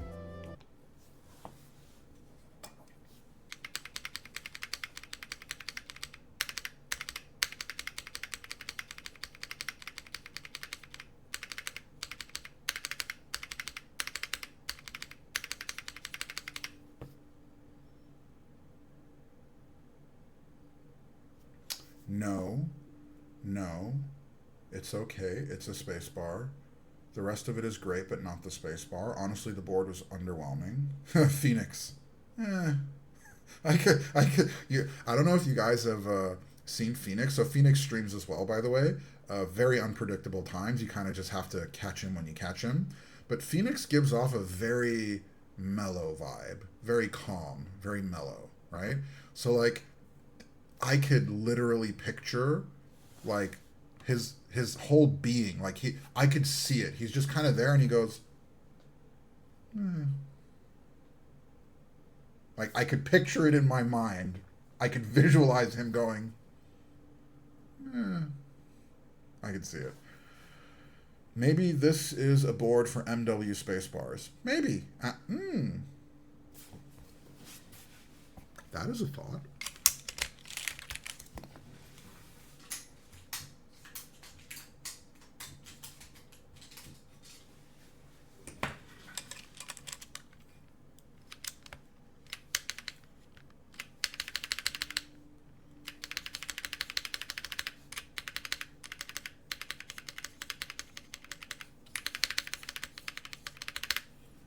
Honestly, I think it's better. Isn't that wild? Wow. So the okay. Wow. Nana's suggestions are wild. That is crazy. So that is an MW spacebar beating a GMK spacebar.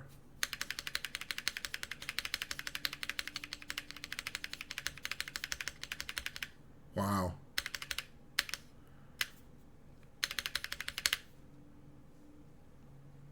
Wow.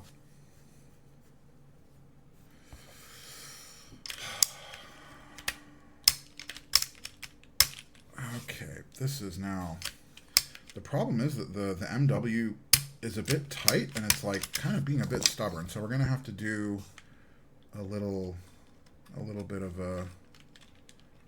Okay. I just brought the whole switch out with it. That's your spacebar now. Okay, so... Whoops. Yeah. Wild. Honestly, that is wild. The only problem now is I kind of want to put the MW set on it, but I don't think the colors will work with the orange. Too bad. That is legit too bad. Very interesting.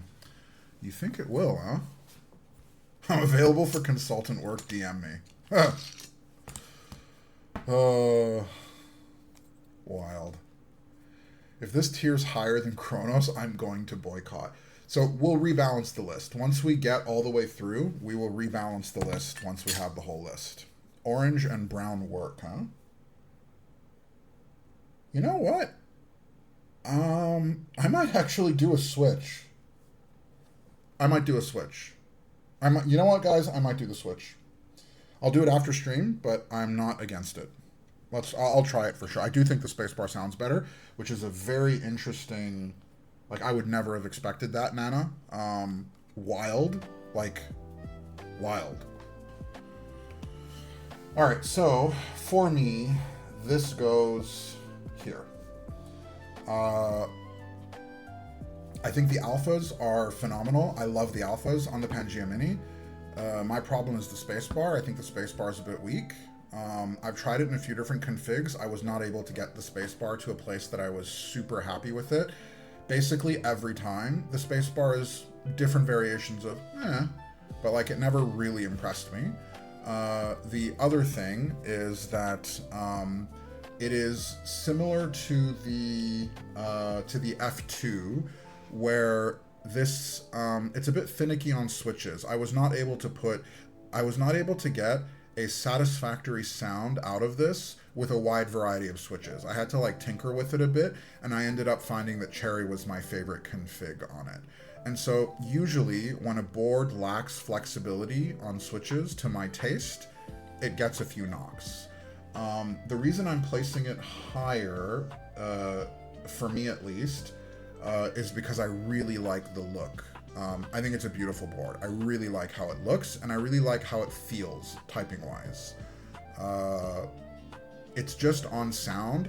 A weak spacebar is a bit of a doom sign for me. So it gets points on looks, it loses a lot of points on spacebar. It is gorgeous. That's where I'm kind of... That's like one of my favorite things about it, is like looking at it, holding it. It's just... especially the citrus, I'm just a huge, huge fan of. Alright. Last board. Oh.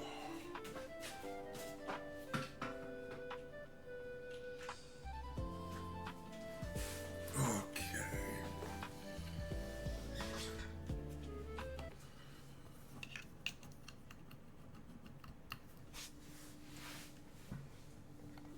I will type first. We will talk after.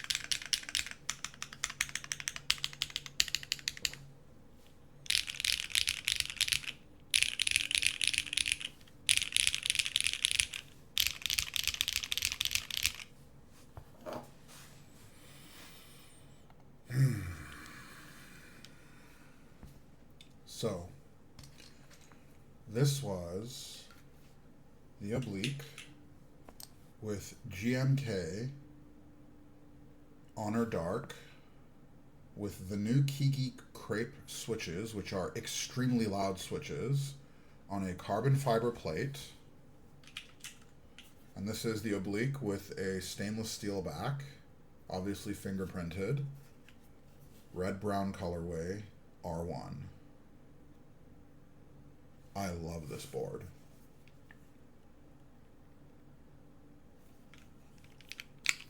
I just love this board. Like, there are a couple things I love about it. One, I love the weight in hand. I love the feel in hand. It has density to it. When you hold it, like there's something, like when I go out, like I don't know how to explain this. When I go to grab this board, right?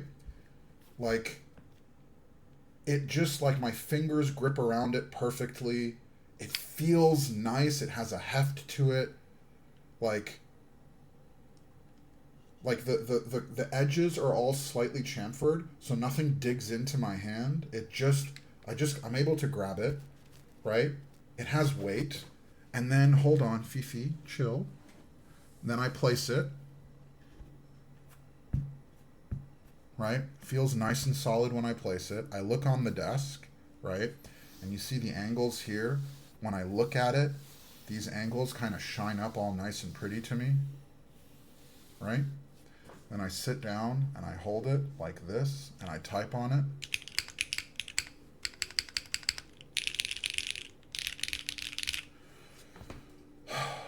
I love this board. And I will say, I think it sounds fantastic. And one of my absolute favorite things about this board, and the reason that I like it so much, is because I have not come across a single switch that does not sound good in this board. Every single switch I have put in this board has sounded good. It sounds good on Full Travel and Cherry. I put Cherry switches on it. Sounds great. I put long pole switches on it. Also sounds great. I had the Aperols in here for a while. Amazing. I had the Cherry switches. Amazing. I had HMX in here. I had Keygeek in here. It's just so good. So for me, whoops, hit the mic, sorry. For me, no surprise, S tier board.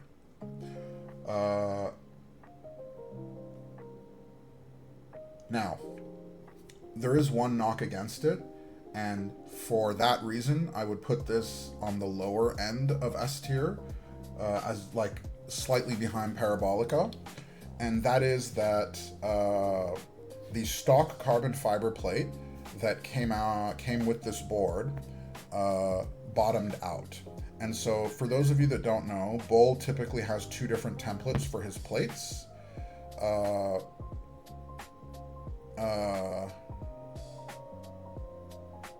A stiff template and a soft template, and essentially what that means is that his stiff materials get one plate and the softer materials get another plate, and typically that difference is going to be difference of flex.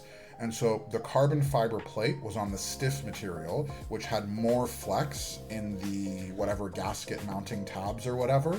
And as a result, when I would type on the left side of the board, it would bottom out on the board, right? And it would cause ghost key presses along this column over here.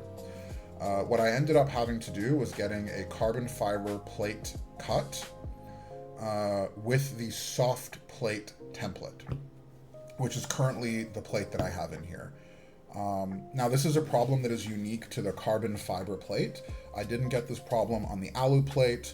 Did I have another material for it? I don't remember if I have another material for it. I should get a PP plate, not a PP, a PBT plate for this, but anyways.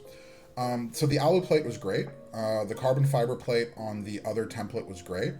But my only knock against the board is that. Everything else I love. And the number one thing, and the reason it's one of my favorites, in addition to the look, is because it's so damn flexible.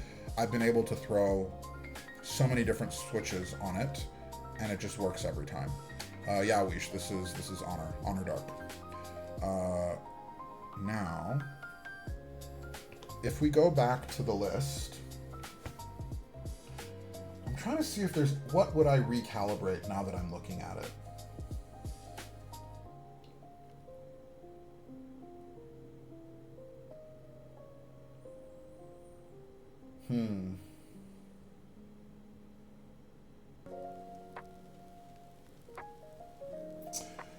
I think I'll put the F2, I might bump the F2 up to a B.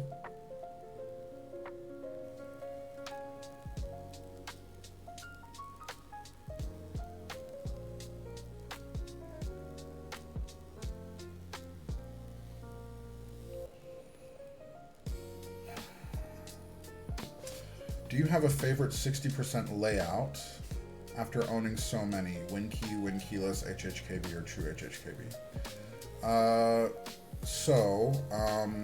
HHKB I've only ever owned one, and it's basically unusable for me. I don't like control on caps lock. I wasn't able to get used to it. I've never done true HHKB, but after having the agar for a while, just didn't really work for me. Otherwise, between WinKey and WinKeyless, like, so basically HHKB is effectively unusable. WinKeyless for me is usable, but I just way prefer WinKey. It's just what I'm used to. Honestly, I also don't like the look of WinKeyless. Kind of looks like walrus tusks on a keyboard to me. It kind of looks like my keyboard has buck teeth. So even on look, I'm just not super, like, yeah. Ban the streamer. Not if you properly match key. I mean, here's the thing, right? So on usability, I do use those keys. So the keys that I miss on WinKey, WinKeyless, I use them. And so I don't like not having the keys that I use. I'm punishing myself in Nav's Discord. Nav needs to be punished too. So, however, it is usable for me. So basically, for me, it's majority WinKey with a small percentage, maybe 5% of my boards are WinKeyless, and that's about it. I also hate not having the keys that I use. Yeah, basically. I mean, for the most part, that's what it comes down to. The problem is, by the way, that WinKeyless, not liking WinKeyless, is actually very inconvenient. Because most of the frickin' enthusiast boards are WinKeyless, and it's like very common to see boards not like the Ophanum, for example, doesn't even have a WinKey option. It's just pure WinKeyless. So I would like to like WinKeyless more.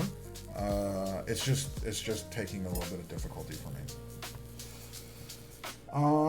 So I have a small problem. I'm trying to look at this list to see if I want to recalibrate.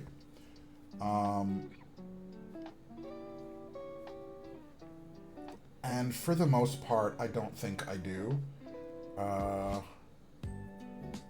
Realistically, this goes down here because we're talking about keyboards, not solder practicing.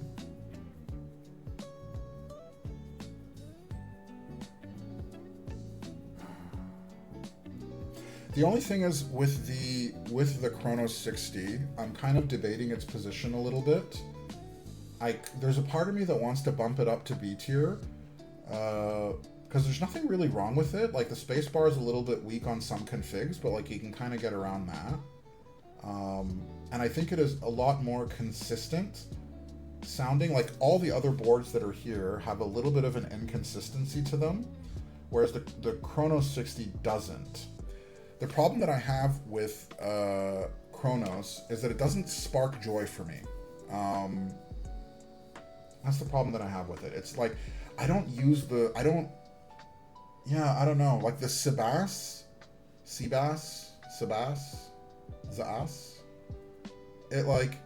it sparks joy for me. I love, it sounds clean. There's something about the Chronos that, honestly, the more I'm talking about it, the more I would leave it in C. No, I don't think it's D tier, Phoenix. It's not D. It sounds clean. It's fine. There's nothing like the spacebar is a little bit weak, but it's like it's not terrible. I don't think there's anything wrong with Chronos, dude. It sounds fine. Why would you put Sebas in B, dude? I like Sebas. I would not put it. No. Is it in B? No, dude. No, because the Sebas, I think it sounds like way better than the other stuff that's in B tier. The Sebas is a cut above the F2 for me, for sure. Is definitely above the Trigon, and I think it's above Pangea too. Wait, so what's the other S tier board? It's the Parabolica 60, Nana. It's like my all-time favorite board. Parabolica is like all-time favorite. It's the one with the copper mid piece. Just beautiful. Love the honestly, I'm very surprised that the Parabolica does not get more acclaim. There's been one for sale on EKC for 200, but it's scratched. I mean, I think it's phenomenal. I love that board. I'm very surprised it's not rated higher. Even when it came out, I remember it came out at a time when there was a bunch of 60s that were out on the market. It came out at the same time as that blue one that ran on Key Spencery. I forget what it's called. There were a bunch of 60s that came out at the same time as Parabolica, and I remember seeing Parabolica on stream, and I was like, man, I don't know, it kind of looked fine, but once I got it in person, I think the wow factor is there. You should do a live voting poll and see what everyone thinks after hearing the boards. What do you mean, Mikey? Like a poll for what's best? Oh, I mean, the problem is the poll only goes to 5. But that's a good idea. We can do a poll. I'm curious what you guys think. Let's do a new poll. Best. I did not plug in my keyboard. I tried to type and there was nothing to. Okay, best board. Oblique. Sebas. Let's see. Oblique, Sebas, Parabolica 60. Frog Mini, Neo 60 Core. I'm just taking the top options. 2-minute poll. All right, guys, throw your votes in. I'm curious what you guys think. This was a really interesting stream. Love seeing so many boards compared. No problem, dude. So today was 60s only, by the way. In 3 weeks, I think we're gonna do 65s, 70s, and 75s. How many 60s? Because the 60s that I have are a third. Is it a third? Inventory. Yeah. So what we saw today was 30% of my collection. I have around 50, almost 50 boards, and today we saw about a third of them. So I think we will do 65, because I have around the same number of 65s. So I think we'll do another collection stream going into 65s. And then we will have another stream, if I can fit it in before the baby arrives, with TKLs, FRLs, and 1800s. In 3 years, split keys. What do you mean?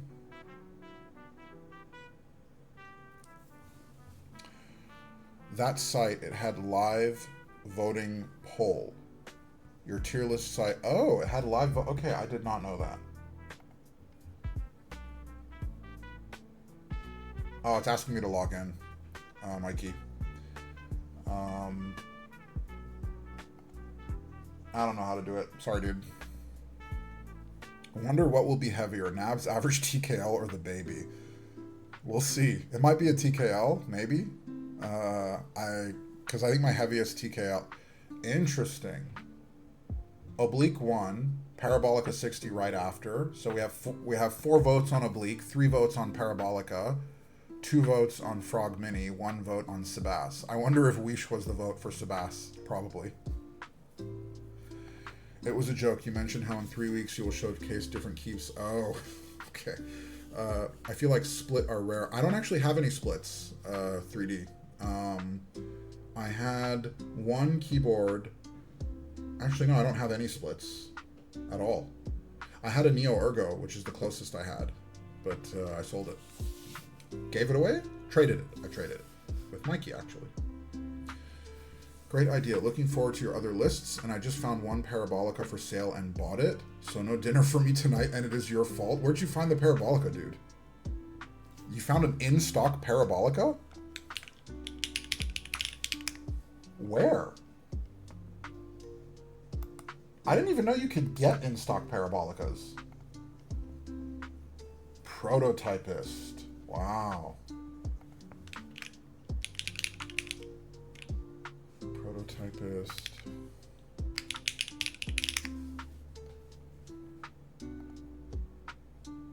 Wow. I wonder, does he have others?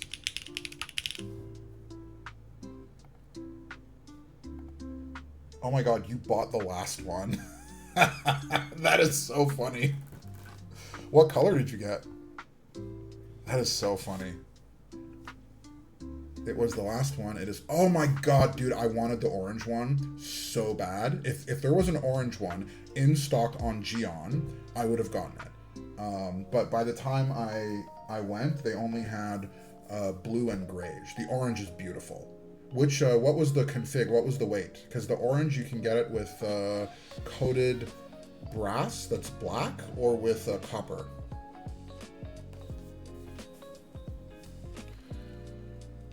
Oh.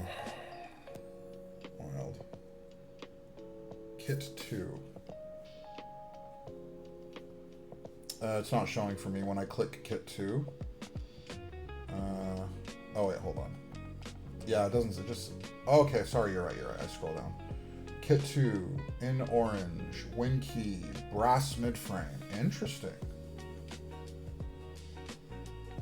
Very cool. Very, very cool.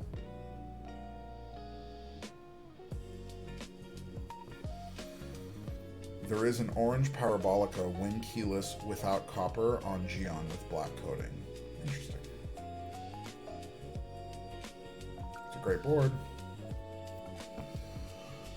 Okay. I think that's it for me. I am gonna probably call it in a minute. So let's give someone a... Oh, Aaron is online. Now the surprise. What's the surprise, Nana? I'm giving away your worst board. Do you want the Skelet 60? Would you prefer copper or silver PBD oblique for the weight? Does the oblique have a copper option? I thought it was brass. I'm not sure how much it matters.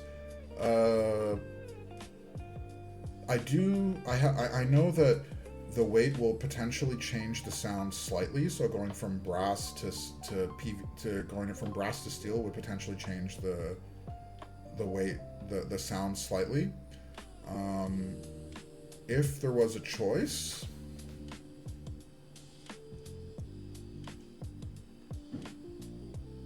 honestly, I don't know. Okay. I had a choice, and I went after the steel simply because the steel was cheaper. I didn't have a huge preference. Now that I've tried it, I like what I have enough that I would not go to a non-steel weight simply because I would be worried about changing the sound signature of the board. So effectively what I'm saying is that if I was in your shoes and I didn't know any better, I would probably go with whatever I liked the most aesthetically or price-wise. However, now that I have my own and I like it so much, I would not go to a different weight on the off chance that changing the weight type could change the sound signature. And I don't want to change the sound signature because I really like what I have. Yeah. PVD's so pretty, but the fingerprints. I know, but it doesn't bother me, honestly. Like, I don't look at it. I don't look at the back that much. It doesn't bother me at all. Plus, I've heard, and lately I've been kind of preferring stainless steel weights, because in general, stainless steel is a bit brighter than brass and copper. All right, guys. Let us give our dear friend Aaron a raid. thank you very much for spending time with me today. I appreciate you. Next week, I think we're going to have the craze, the Nux Ross craze, which is going to be a lot of fun. And the week after, we're going to have the Mode Encore prototype. So we have a stacked June coming up. All right. Thank you very much. Love you guys. Bye.